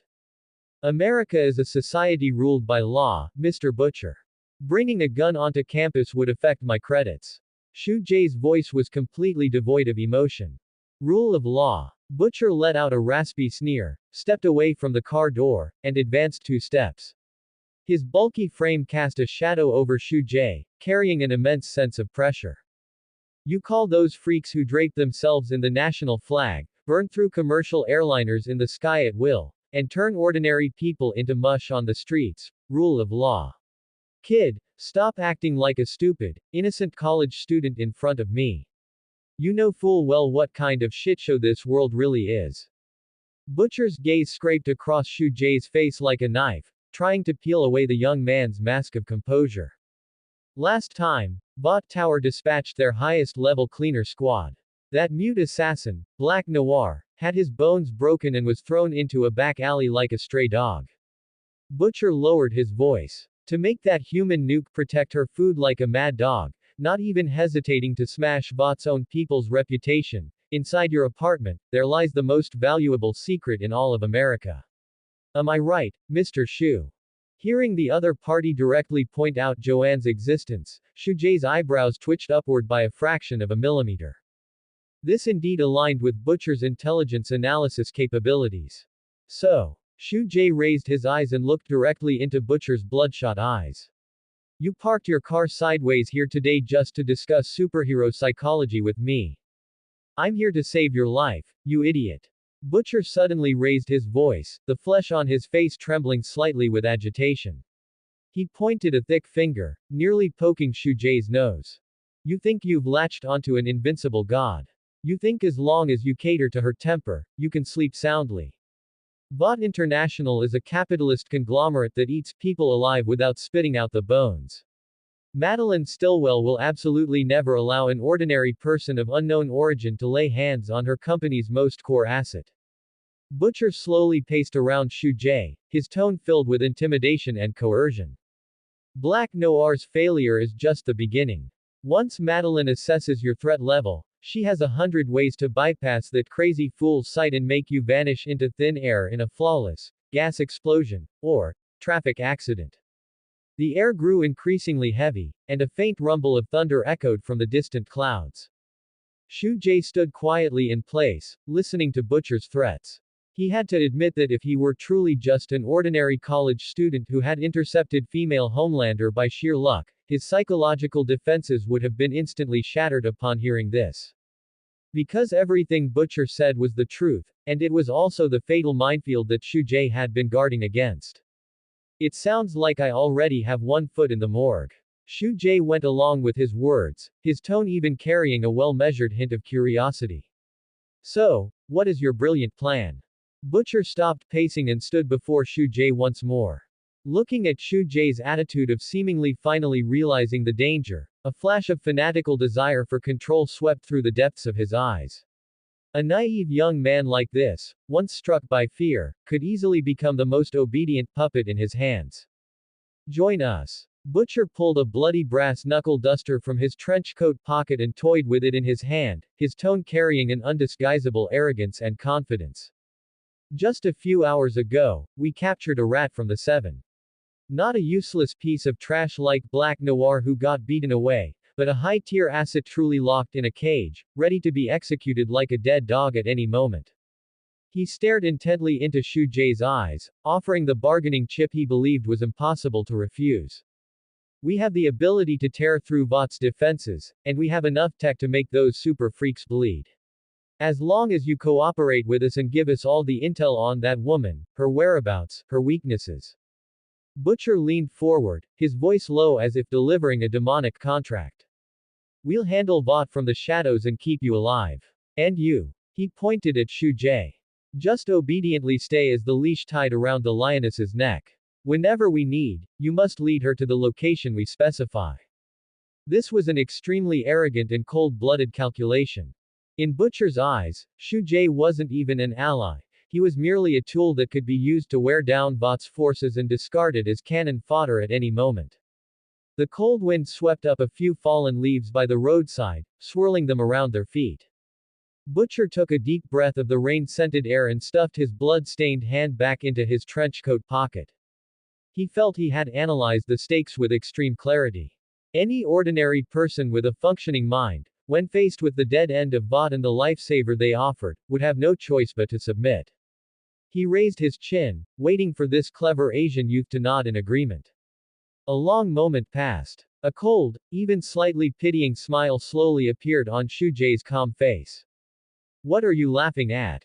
The confidence on Butcher's face froze. Shu Jae didn't look at the clenched fist in Butcher's pocket. His gaze bypassed the man's broad shoulders, landing on the mud-splattered Chevrolet SUV. I'm laughing at your naivety, Mr. Butcher. Shu Jae's voice was steady. The logical premise of your impassioned speech just now is built on a very ridiculous assumption. You think that, like you, I am a stray dog driven into a corner. The corner of Butcher's eye twitched violently. In this world, ordinary people who dared to speak to him in such a patronizing tone usually didn't live past 5 seconds. He took a big step forward, his leather shoe stomping heavily into a puddle, splashing muddy water onto the edge of Shu Jae's clean sneakers. Watch your mouth, kid, Butcher growled through gritted teeth, a dangerous low rumble in his throat. I'm the only one who can pull you off Madeline's purge list right now. If you think angering me is a clever negotiation strategy. Negotiation. Shu Jae cut him off directly. He stood his ground, letting Butcher's breath, reeking of cheap tobacco, wash over his face without even blinking. The foundation of negotiation is equal leverage on both sides. But you have nothing in your hands except a blank check. Shu Jae pointed a finger in Butcher's direction. You tell me that as long as I hand over information on her and lead her into your designated traps, you will protect me from the shadows. A mocking arc curved at the corner of Shu Jae's mouth. The plan sounds perfect. But you seem to have overlooked a basic piece of common sense. Butcher kept a dark face and said nothing. She isn't some machine that can be controlled with commands. She is a self-aware monster who is extremely insecure. Shu Jae's tone sharpened. Once she realizes I am using her, betraying her, or trying to lure her into some dangerous trap, guess what? Will the high-temperature lasers shooting from those eyes sweep through your shady basement first, or will they burn my head to ashes first? The air fell into a dead silence. Shu Jie took half a step forward, proactively closing the distance between himself and this wild beast. When that time comes, you and your team will only hide in a safe house miles away, watching my apartment turn into a sea of fire, and maybe cross yourselves to mourn this ordinary person who gloriously sacrificed himself for your great revenge. On the back of Butcher's hand, which was gripping the brass knuckles, veins bulged one by one. That is the price of war. Butcher's voice was cold to the extreme, no longer pretending to be some savior. To send those bot freaks to hell, someone has to bleed. Yes, someone always has to bleed, but it's always someone else's blood. Shu Jie stared directly into those eyes burning with frantic fire, mercilessly ripping away the man's last fig leaf. You keep saying Bot International treats ordinary people as expendable assets that can be sacrificed at will, calling them blood-sucking capitalist conglomerates. But look at what you are doing right now. Shu Jie's gaze fell on Butcher's face like ice water. To achieve your secret personal revenge, you didn't hesitate to drag Huey into this meat grinder, and now you want to use me as a fuse to detonate that human nuclear bomb. In terms of treating human life like grass, you are no different from Madeline Stillwell sitting in her 99th floor office. You don't know shit. Butcher's breathing grew heavy, like a beast whose sore spot had been poked. He suddenly reached out his right hand and grabbed the collar of Shu Jie's hoodie, the immense force pulling Shu Jie slightly up onto his tiptoes. The rough brass knuckles pressed against Shu Jie's jawbone, the cold sensation of the metal spreading across his skin. You have no idea what those monsters have done. You think you're raising a well-behaved pet. You're just feeding a vicious wolf that will eat you at any moment. Butcher's spit almost sprayed onto Shu Jie's face, a chilling fanaticism in his eyes. Only by completely wiping them out can this fooling world be clean. Let go. Shu Jie lowered his eyes to look at the rough, large hand clutching his collar, his tone cold without a single trace of warmth. Butcher stared fixedly at Shu Jie, his chest heaving violently. The two stood at an impasse in the cold air for a full 5 seconds. Finally, Butcher snorted coldly, released his grip, and pushed Shu Jie hard. Shu Jie took half a step back to steady himself. He reached out to straighten his crumpled collar. You've got one thing wrong, Butcher. Shu Jie looked up at the man before him who was on the verge of losing control due to anger. Madeline indeed wants to get rid of me right now. But as a qualified capitalist, until she finds an alternative solution to appease Joanne's anger, she is more afraid of breaking the current balance than you are. As long as I don't actively cross Bot's bottom line, I am safe for the time being. Shu Jie brushed the dust off his cuffs. And you guys. He looked at Butcher, a look of superiority looking down on an inferior in his eyes. You think that capturing translucent gives you confidence at the poker table. You've only lit a match next to a pile of powder kegs. The lead gray clouds in the sky could no longer bear the weight, and raindrops the size of beans began to hit the asphalt road sporadically, making a crisp, pattering sound. Once Bot discovers translucent is missing, all of their resources will start moving. Your leaky basement will soon face true destruction. Shu Jie slung his backpack over his shoulders and took a step, preparing to bypass the blocking Chevrolet. As he passed by Butcher's side, he paused. The cold rain beat down on Shu Jie's shoulders. He turned his head slightly, pronouncing the death sentence of this so-called negotiation, in a voice only the two of them could hear. Want me to be your cannon fodder to fight Bot? Save it. The pitiful leverage in your hands can't protect me at all. Shu Jie looked at Butcher's shifting expression. Cooperate with me. You're not worthy. These words were like a resounding slap, landing squarely on Butcher's highly inflated self-esteem. Leader of the boys clenched his fists tightly, his knuckles popping with the sound of grinding bone. His wolf-like eyes stared at Shu Jie's profile, his back teeth grinding together. Reason told him he shouldn't strike now. But being so condescendingly humiliated and crushed by a green kid, his nerve named revenge, was frantically pulling at his sanity. Shu Jie paid no further attention to the man on the verge of exploding behind him.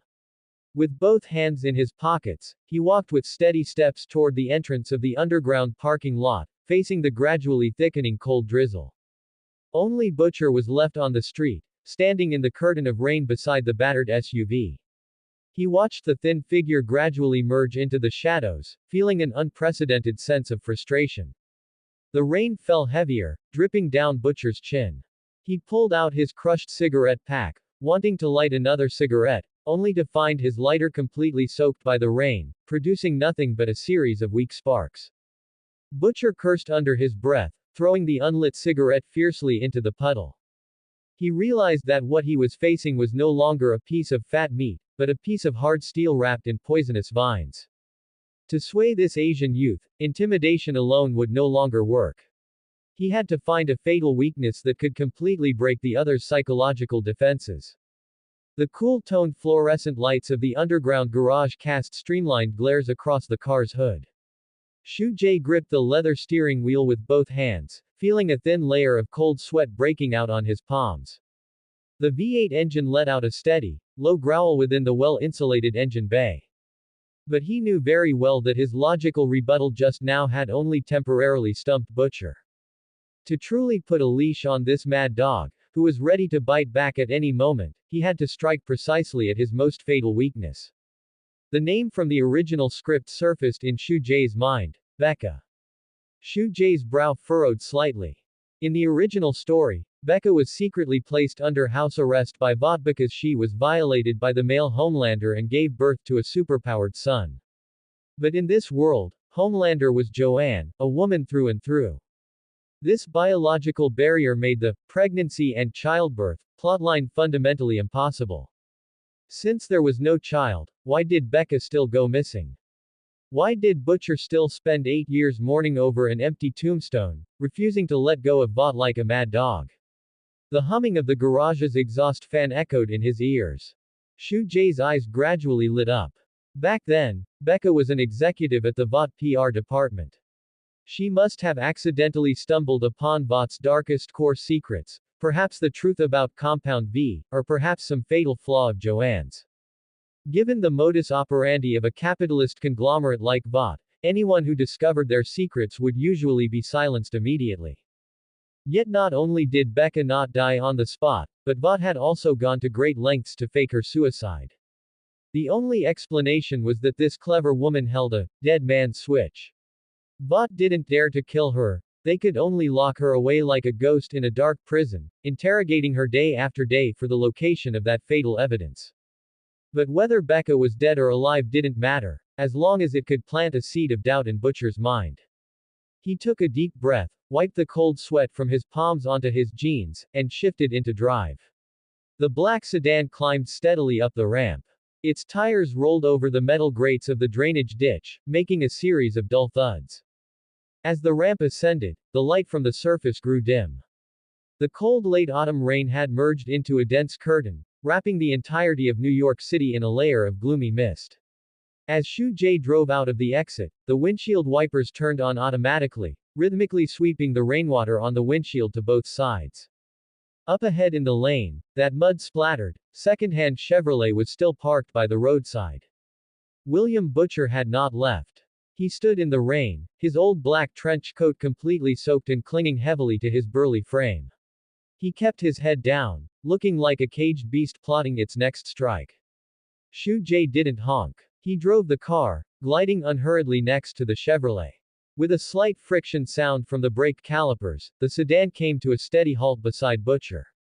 Butcher looked up, unvarnished malice gleaming in his bloodshot eyes as he stared intently at Shu-jae in the driver's seat through the rain-streaked window. The window glass rolled down slowly with the faint hum of its motor. A cold drizzle, mingled with the city's clamor, drifted into the car. Resting one hand on the steering wheel, Shu-jae looked through the curtain of rain, his gaze calmly settling on Butcher's irritation-filled face. What? Changed your mind? Butcher's voice sounded even rasper from the rain. He took half a step forward, trying to re-establish his oppressive presence. If you've thought it through and are ready to cooperate, then drop your. Shu-jae ignored the provocation, his gaze as calm as a pool of stagnant water. He looked into those fierce eyes, parted his lips slightly, and clearly uttered two words under the cover of the falling rain. Becca. These two words seemed to carry some unknown magic, causing the surrounding air to instantly freeze in absolute stillness. Butcher's face, which had been wearing a sneer of malice, lost all expression in a single second. His pupils suddenly contracted to the size of pinpricks, and his burly frame stiffened visibly. What did you say? Butcher's voice cracked, stripped of his previous all-controlling arrogance, replaced instead by a horror as if he had just seen a ghost. He suddenly lunged at the window, his rough, large hands gripping the edge of the car door tightly. The sheer force caused the sedan's suspension system to groan and sink under the weight. Where did you hear that name? A roar like a dying beast erupted from Butcher's throat, the veins on his neck bulging like gnarled tree roots. Do you really think that mourning over an empty tombstone for 8 years means you know the truth? Shu Jie looked into those bloodshot eyes. Shut up. If you dare use her to play with me. Butcher's fingers clawed at the metallic paint of the car door, making a harsh scraping sound. He was on the verge of losing complete control. You understand capitalists far too little, Butcher. Shu Jie's voice pierced through the rain and the roars, carrying the coldness of an outsider. Vought International is a conglomerate that devours people whole, but they never waste a valuable bargaining chip. Back then, as a PR executive, Becca got her hands on something that could severely damage Vought. She set up a dead man's switch. The moment her heart stops beating, all that dirt will be made public. Shu Jie stared directly into Butcher's eyes, which were on the verge of losing focus, and delivered the final blow word by word. Vought didn't dare kill her. They lied to you for 8 years, fooled her suicide, and kept her under house arrest like a ghost in a black site with no surveillance records, interrogating her day after day for the location of the evidence. These words were like a multi-megaton nuclear bomb exploding in the depths of Butcher's mind. The cold-blooded, murderous leader of the boys felt as though he had been struck squarely in the chest by an invisible sledgehammer. The fingers gripping the car door lost their strength, and he couldn't help but stagger half a step backward, his leather shoes splashing muddy water as he stepped into a puddle. How could this be possible? He had searched for 8 whole years. Every breath he took, every drop of his blood, burned with the fire of revenge for that deceased woman. Now, a 20-year-old youth sat in a car, casually tearing away the fig leaf Vought had used to cover things up for 8 years, telling him, "Your wife isn't dead, and your 8 years of hatred have been nothing but a joke played by capitalists who have you wrapped around their fingers. Impossible. If she's still alive, why hasn't she come to find me?" Butcher's lips trembled violently. On that face, which was always filled with coldness and calculation, there was now a mixture of extreme shock, absurdity, and a fragile sliver of hope that he didn't even dare to admit to himself. Seeing Butcher's crumbling faith, Shu Jie knew he had won his gamble. Under Vought's inescapable surveillance, how do you expect her to find you? Shu Jie's tone softened slightly. What coordinates do you actually know? Butcher's voice was as faint as a breeze, carrying a weakness and pleading of someone whose soul had been completely hollowed out. I am the only one who knows the truth, but I won't tell you right now. Shu Jie rested his finger on the window switch, his gaze becoming sharp as a knife once more. Remember how you feel right now, Butcher. If you want to save her, rein in that disgusting mindset of treating ordinary people as cannon fodder to wear down Vought. Until I take the initiative to contact you, if you dare cause any trouble in my life, I will let those coordinates rot in my stomach forever. These words placed a deadbolt made of cast iron directly around Butcher's neck. As long as this hope remained, not only would Butcher not dare to touch a single hair on Shu Jie's head, but he would even turn into the most ferocious guard dog against any force that tried to threaten Shu Jie's life. Because protecting Shu Jie meant protecting his only clue to seeing his wife again. The window glass began to slowly roll up. Shu Jie didn't spare another glance at the despondent man outside. He stepped on the gas, and the black sedan's tires screeched briefly on the wet road before smoothly driving off into the curtain of rain. On the street, Butcher still stood in place, letting the cold rain wash over his body. His eyes stared blankly in the direction where the car's taillights had disappeared, the words, "She isn't dead," echoing continuously in his mind. 8 years of obsessive desire for revenge collapsed instantly before those 4 words. He didn't know where this Asian kid had obtained such top-secret information. Perhaps he had pried it out of the female Homelander, or perhaps he had an intelligence network even vaster than bots behind him. But none of that mattered anymore. Butcher clenched his fists tightly, his fingernails digging deep into his palms as traces of blood seeped out. The torrential rain poured down, with dense droplets like countless tiny whips, fiercely lashing against the tempered glass curtain wall on the 82nd floor of Vought International Tower. Madeline Stillwell stood in front of the floor-to-ceiling window, holding a martini that she had only taken one sip of. Her gaze pierced through the heavy curtain of rain, looking down at the city fractured by neon lights. Ms. Stillwell. Ashley walked quickly into the office in her high heels, the sound of them clicking against the solid wood floor sounding somewhat chaotic. She clutched an encrypted tablet tightly in her hand.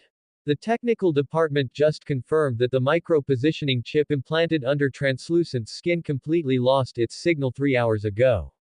The last coordinates showed it near an old-fashioned appliance repair shop in Brooklyn. Ashley spoke very quickly, her voice trembling with undisguised fear. Madeline turned around, her expression devoid of any ripples. Did you send the cleanup crew to Brooklyn to investigate? Yes, Ashley swallowed hard. The appliance store was burned to a mess by high-voltage electricity. There were signs of a struggle inside, and also, a severed finger with characteristics of carbon metamaterials. But we couldn't find him. The surveillance footage at the scene was overridden using technical means. Madeline walked behind her desk and sat down, placing her martini glass on a coaster. A core member of the Seven had been kidnapped in a civilian area of New York City and might even be facing life-threatening danger. If this were made public, Vought International's stock price at tomorrow's opening would lose $20 billion instantly. Have everyone on duty at the technical department tonight sign the highest level of non-disclosure agreements. Block all news from the neighborhood where that appliance store is located. Madeline's tone remained steady, revealing the coldness of someone long accustomed to being in a high position. In the internal announcement for the Public Relations Department, state that Translucent has gone to Miami to execute a 1-week secret undercover mission. No one is allowed to let a single word slip. Ashley froze for a moment, her expression looking somewhat hesitant. But, the Seven have a routine tactical meeting tomorrow morning. If the captain asks about him, I will explain it to her personally, Madeline interrupted Ashley. Remember your job, Ashley. Stability is paramount. Just then, the thick black walnut door of the office emitted a slight electronic unlocking sound. Joanne walked in, wearing her iconic stars and stripes suit and combat boots. Her long golden hair was draped loosely over her shoulders, carrying a hint of laziness, but it couldn't hide the faint irritation between her brows. She had just finished a meaningless patrol show over the city. The mood that had been calmed by Shu Jae's pot of potato beef brisket started to feel stifled again after returning to this building full of fake smiles. The evasive looks from the security personnel and technical staff in the building when they saw her made her instinctively sense that something was wrong. Seeing Joanne walk in, Ashley's shoulders visibly shrank. She immediately closed her mouth and retreated to the side of the desk like a frightened quail. The coldness on Madeline's face vanished without a trace in a second, replaced by a gentle smile full of maternal radiance. Joanne, darling. Thank you for your hard work on patrol. Madeline stood up, walked around the desk, and went to meet her. The rain outside is so heavy, you didn't get wet, did you? I was just about to have the logistics department send you a hot cocoa. Joanne ignored this polite pleasantry. Her gaze swept over the tablet Ashley was clutching tightly to her chest, and then she looked straight into Madeline's eyes. Where has that carbon-based bug who likes to run around naked and peep gone? Joanne's voice was ethereal and cold. According to the security department's patrol logs, he has been absent from clocking in for 4 hours. When those technicians downstairs saw me, their heart rates were twice as fast as usual. Madeline's eye twitched slightly by 0.5 millimeter, but the smile on her face remained impeccable. Don't worry, darling. It's just some routine personnel scheduling for the company. Madeline reached out, wanting to pat Joanne's arm, but retracted her hand naturally 0.5 inch away, changing it into a soothing gesture. The drug cartel has some new movements in Miami, and they need someone who can completely conceal their tracks to figure out the details of their warehouses. Translucent is the most suitable candidate. It's just a low-level mission, and I originally didn't think it was necessary to disturb your precious rest time with such trivial matters. Madeline looked at Joanne, her tone filled with that condescending indulgence and affirmation. You are the soul of the seven, Bot's most irreplaceable pillar. Your energy should be focused on those major issues concerning national security, not wasted on these sewer rats. You have done more than perfectly, leave the rest to us to handle. Joanne looked at the face with exquisite makeup in front of her, listening to those praises that couldn't be faulted at all. In the past, this kind of affirmation, carrying the care of an elder, could always make her feel a sense of peace. But today, an inexplicable sense of estrangement spread from the bottom of her heart. She glanced coldly at Ashley, who didn't even dare to breathe loudly beside her, turned around, and walked out of the office without looking back. The black walnut door slowly closed behind her. The sensor lights in the hallway lit up one by one with her footsteps, casting a cold white light. The central air conditioning deep in the building emitted a steady and monotonous white noise. Joanne walked forward for a dozen meters and stopped. She stood in the middle of the empty corridor, head bowed, watching her elongated reflection on the smooth marble floor. An intuition of being fooled was like a sharp thorn, pricking her nerves. Joanne slowly closed her eyes and took a deep breath. As her breathing slowed, her super hearing, which far exceeded human limits, penetrated the floors beneath her feet like radar waves, pierced through the thick reinforced concrete structure, and also penetrated the office door behind her that claimed to have military-grade soundproofing. The chaotic ambient noise was instantly filtered out, and the voices of Madeline and Ashley sounded clearly on her eardrums. She was suspicious just now. Ms. Stillwell, if the captain finds out we are lying to her. That was Ashley's trembling voice, suppressing panic. Immediately after, there was the coldness and harshness displayed by Madeline after the gentle maternal radiance from just now had completely vanished. As long as you keep the mouths of those people below shut, she won't find out. She is a perfect weapon, but weapons don't need to know too much truth. That idiot actually got outsmarted by a few ordinary people. Joanne must absolutely not be allowed to intervene in this matter. Her irritable brain simply cannot handle this kind of crisis. If she finds out that someone dared to touch a member of the Seven, she will burn the entire Brooklyn to ruins, and then the company's stock will turn into a pile of waste paper. Hearing this, Joanne slowly opened her eyes. Deep within her originally clear, azure pupils, the furious crimson light did not flash instantly as it usually did. Instead, a kind of extreme emptiness emerged in her eyes, like a dead sea drained of its water. Keep her steady. She only needs to stand under the spotlight and smile, and enjoy the screams of those fans. Keeping her in the dark is the best protection for the company's assets. Madeline's last sentence was like a heavy hammer, smashing onto Joanne's heart, which was already extremely lacking in security. Assets. Weapons. Don't need to know the truth. Joanne stood in the hallway, feeling the surrounding air become as cold as an ice cellar. In this place called home, in this team where she had always tried to gain recognition by showing strength, no one really treated her as a person of flesh and blood. She was like a marionette in an exquisite glass cabinet, with people below worshipping her, but in reality, every string was held in the hands of those capitalists who were ready to dispose of her as a defective product at any time. An unprecedented sense of grievance and immense loneliness, like an airtight net, tightly constricted her chest. In a high-rise apartment in Queens, an orange floor lamp emitted a comforting, warm light. The torrential rain outside seemed to be washing away all the sins and lies of this city. Dense raindrops drummed against the thickened bulletproof glass, producing a dull, rapid rhythm.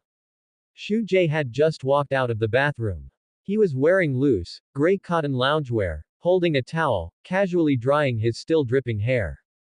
The hot water had washed away the cold sweat he'd broken out in while facing that killer in the underground parking garage, and it had also allowed his nerves, which had been taut all afternoon, to relax once again.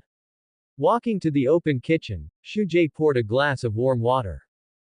Just as the glass touched his lips, a dull thud, almost completely masked by the sound of the rain, came from the balcony outside. Shu Jie paused in the act of drinking. He set down the glass, frowned slightly, and strode toward the floor-to-ceiling window. Through the glass blurred by rain, he saw a vague silhouette standing on the edge of the balcony. Shu Jie reached out, gripped the metal handle of the sliding door, and pulled it aside. The icy night wind, laden with heavy moisture, instantly flooded into the warm living room, causing the lampshade of the floor lamp to sway slightly. Joanne stood there. That stars and stripes suit, originally vibrant and symbolizing invincibility and glory, was now thoroughly soaked through by the rain, clinging to her body, heavy and wrinkled. Her golden hair, usually meticulously groomed and radiating a sun-like luster, now looked like a handful of withered grass, sticking wetly to her cheeks and neck. Rainwater dripped continuously down her high nose bridge and pale chin, pooling into a small puddle on the tiles beneath her feet. Perfect empathy radar activated. Target's current emotions. Extreme loneliness, experienced severe emotional betrayal, psychological defenses on the verge of collapse. Core demand. Desires unconditional acceptance and companionship stripped of identity. Shu Jie looked at the pale blue text, his chest feeling as if it had been lightly struck by something. He took half a step forward, stepping out onto the storm-swept balcony. Why are you standing out here? Shu Jie's voice was very soft. The rain is blowing through the door crack into the living room. I just mopped the floor yesterday. This complaint, falling into Joanne's ears, caused her shoulders to tremble violently. A flicker of vitality finally appeared in her hollow eyes. She didn't speak, but like a child who had done something wrong, she took stiff steps, crossed the threshold of the sliding door, and walked into the warm living room. Stand on the entryway mat, don't move. Shu Jie closed the sliding door behind him, completely shutting out the howling wind and rain. He turned and walked toward the bathroom. Less than half a minute later, he returned with a large, dry, and soft cotton bath towel. Joanne still stood obediently on the entryway mat printed with cartoon patterns. Water was seeping out of her boots little by little. She kept her head down, looking at her toes.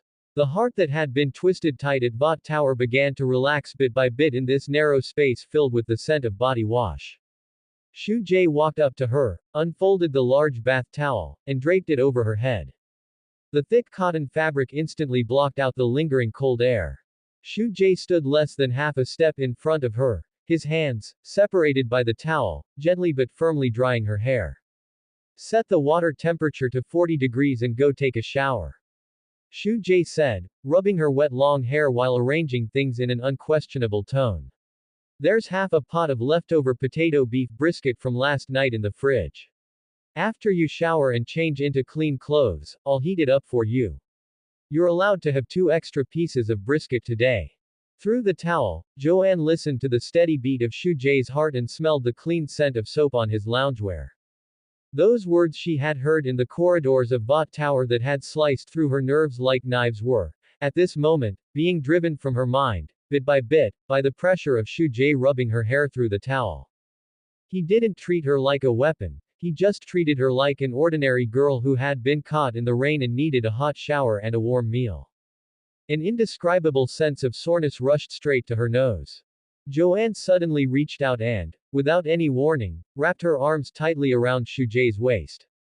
Her movement was abrupt, and her strength completely lacked her usual restraint. Shu Jie was knocked back half a step by this sudden, freakish strength, his back hitting the shoe cabinet in the entryway. Don't move. Joanne's head was buried in Shu Jie's chest, her cheek pressed tightly against his skin through his thin loungewear. Her voice was muffled, carrying a slight nasal tone from being suppressed to the extreme. Just let me lean on you for a while. Just for a while. Shu Jie didn't struggle. He could feel the fabric on his chest being rapidly soaked by a scalding liquid. Shu Jie stopped the motion of drying her hair. He lowered his eyes, looking at the girl in his arms who had curled herself up. His hands slid down naturally, passing through the wet bath towel, and landed gently on her back, patting it softly. The rain outside fell even harder. But the living room was so quiet that one could only hear the sound of their 2 breathing patterns intermingling. The arms Joanne had wrapped around Shu Jie's waist tightened, As if that were the only straw she could grasp in this world. She greedily soaked up the warmth from Shujae's body. Detected that the target's psychological defenses have completely opened up to the host. Emotional value provision has reached its extreme. The target's deep attachment level has undergone a qualitative leap. Received legal funds, 80 million United States dollars. 80 million US dollars. Shu Jae withdrew his gaze, feeling the body in his arms that had gradually stopped trembling, its breathing beginning to steady. His palm supporting Joanne's back applied a little pressure, feeling the tense muscles under the stars and stripes suit finally relax completely. The bath water is going to get cold.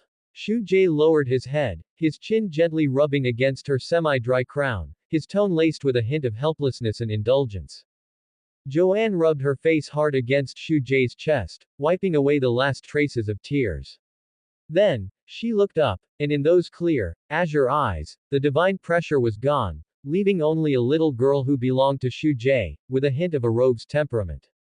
Carry me there. Joanne made the demand with righteous confidence. You can kick an armored vehicle away with one foot, and now you don't even have the strength to walk to the bathroom. Shu Jae raised an eyebrow, retorting with a bit of annoyance.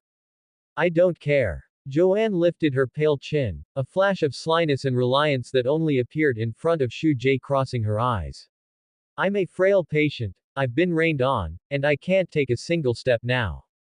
Shu Jae looked at her shameless behavior, unable to help but curl his lips into a smile. Fine. He sighed, bent down, slid his hands under her knees and back, and effortlessly scooped up the superwoman who could easily lift hundreds of tons. Joanne took the opportunity to wrap her arms around Shu Jae's neck, burying her face back into the crook of his neck. Soon, the sound of splashing warm water came from the bathroom, along with Shu Jae's helpless complaint, warning her not to splash water on the mirror. The torrential rain washing over the French windows in Queens could not wash away the heavy smell of blood and motor oil in the Brooklyn basement. Deep within the abandoned air raid shelter, the low-frequency hum of the high-voltage capacitor bank was like a dull saw, repeatedly hacking away at everyone's nerves.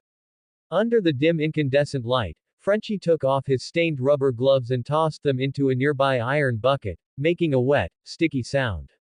A perfect surgical operation. Frenchie picked up a rag to wipe his fingers, a near-manic technical enthusiasm gleaming in his eyes. A concentrated C4 charge wrapped in a polytetrafluoroethylene anti-corrosion coating has traveled down his most vulnerable tract and is now resting snugly deep within his colon.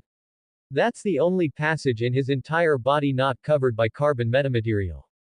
Standing not far away, Mother's Milk covered his nose and mouth with his broad palm, his brow furrowed into a tight knot.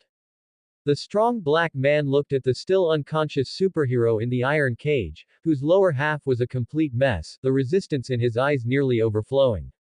He had originally only received a call from Butcher to help with a small favor, but the moment he stepped into this basement, he found himself strapped to a runaway train hurtling toward a cliff at full speed. You're all insane. Mother's Milk lowered his voice, pacing like an agitated bull. This is a member of the Seven. Vought International's cash cow. You stuffed that thing into his stomach, do you think we aren't dying fast enough? Calm down, brother. If we don't kill him, we're dead right now. Frenchie walked over to the workbench and toyed with a modified black remote control in his hand. As long as that little pill inside him explodes, his carbon metamaterial skin will turn into a perfect, sealed pressure cooker. That scene will definitely be highly artistic. A heavy sound of metal scraping came from the iron cage. Translucent woke up. The aftereffects of the high-voltage electric shock left his muscles still twitching uncontrollably, but he quickly noticed the cold, hard sensation of a foreign object deep inside his body. For the first time, a crack appeared on his arrogant face.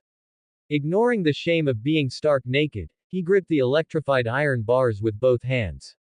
Blue and white electric arcs struck his carbon skin, bursting into showers of sparks. What did you do to me?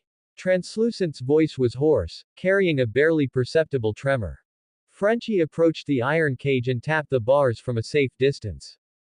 A little gift, sir. To test the pressure resistance of your internal organs.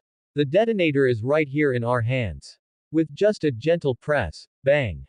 Frenchie mimicked an explosion sound with his lips, grinning like an evil wizard. Huey. Translucent's tone changed instantly. Casting aside all his arrogance, he spoke in an extremely steady, seductive whisper, aiming his words directly at the pale young man. Look at the people around you, Huey. One is a shady arms dealer, the other is a coward who doesn't dare go home. You're a good kid. You have a decent job at an electronics store, and you have a father who loves you. Do you really want to side with these terrorists and carry the charge of murdering a superhero? Huey's back pressed tightly against the cold concrete wall. Looking into Translucent's calculating eyes, his breathing became rapid and erratic. Frenchie held out the black detonator to Huey. You have to do this job, kid. You're the one who lured him out. This is your revenge. Frenchie's eyes were calm as he forced the detonator into Huey's sweaty hand. Huey's mind went completely blank. The palm-sized plastic remote in his hand felt as heavy as a mountain. The red button was right at the edge of his thumb. If he pressed it, a human life would be vaporized right before his eyes. He hated Vought, and he hated A-Train for running through Robin, but he had never personally killed anyone. For an ordinary person who was selling vacuum cleaners to customers just yesterday, killing was an insurmountable chasm. Don't listen to them, Huey, Translucent's voice softened, sounding like an elder comforting a lost lamb. Put the remote down. I swear, as long as you let me out, this ends here. I'll go back to Vought Tower and tell Madeline this was all a misunderstanding. You can take Vought's compensation and live the life you want. Huey's lips trembled, and his fingers gripping the detonator began to loosen slightly. Huey. Don't believe this lying piece of shit. Mother's milk roared from the side. The second you let him out, he'll rip your heart out and stuff it down your throat in half a second. Huey looked at Translucent in the iron cage, then down at the detonator in his hand. The image of Robin being pulverized into a bloody mess and Translucent's seductive voice clashed and tore at his mind. Once I get out of this cage, I swear, every single night you close your eyes, you'll see me. Translucent keenly caught the struggle in the depths of Huey's eyes. Seeing that the gentle approach wasn't working, he instantly ripped off his hypocritical mask, revealing his high and mighty, cruel face. Standing in the iron cage, his skin, which he had been trying to keep visible, began to change. Light bent around his body, and the edges of his form gradually turned transparent. The surrounding high-voltage electric ring immediately sensed this change, and violent currents poured onto him once more. But this time, Translucent gritted his teeth, enduring the searing electricity as he slowly tried to approach the edge of the cage. You think a crappy bomb can scare me? Translucent's voice echoed in the basement, carrying a chilling malice. Vought's tracking system will find this place soon. I'll snap your neck first, then go to Brooklyn, find your pathetic excuse of a father, and crush his bones inch by inch right in front of your eyes. This vicious threat exploded in the empty basement. Huey's eyes, filled with fear and conflict, instantly stopped darting around the moment he heard the words, your father. Robin was already dead. If he let this monster walk out of the basement alive today, the very last thing he cared about in life would be uprooted like weeds by the roadside. For an ordinary person, the despair of being backed into a corner could often transform into the most lethal murderous intent in an instant. Huey lowered his head, looking at the black detonator in his hand. He was no longer shaking. You're right. Huey looked up. The clear-eyed stupidity and cowardice in his eyes had been completely stripped away, replaced by a desperate, back-to-the-wall coldness. The sneer on Translucent's face froze. In this ordinary boy's eyes, he saw the absolute determination of a true desperate outlaw. No. Wait. Huey. Translucent finally let out a terrified scream, frantically shaking the electrified iron bars with both hands. Without any hesitation, Huey slammed his thumb down on the red button. Beep. An extremely faint electronic beep sounded inside the iron cage. Immediately following was a dull thud, so muffled it felt like it would suck in one's eardrums. The high-energy C4 detonated instantly deep within Translucent's colon. Thousands of degrees of heat and a terrifying expansion shockwave raged wildly inside his indestructible carbon metamaterial skin. Just as Frenchie had predicted, that diamond-hard skin, which even a diamond drill bit couldn't scratch, became a perfect sealed pressure cooker. The energy of the explosion couldn't escape from the body's surface, so it could only seek the weakest breakthrough points within. Splat! A succession of hair-raising tearing sounds rang out. In an instant, Translucent's eyeballs were popped directly out of their sockets by the high internal pressure.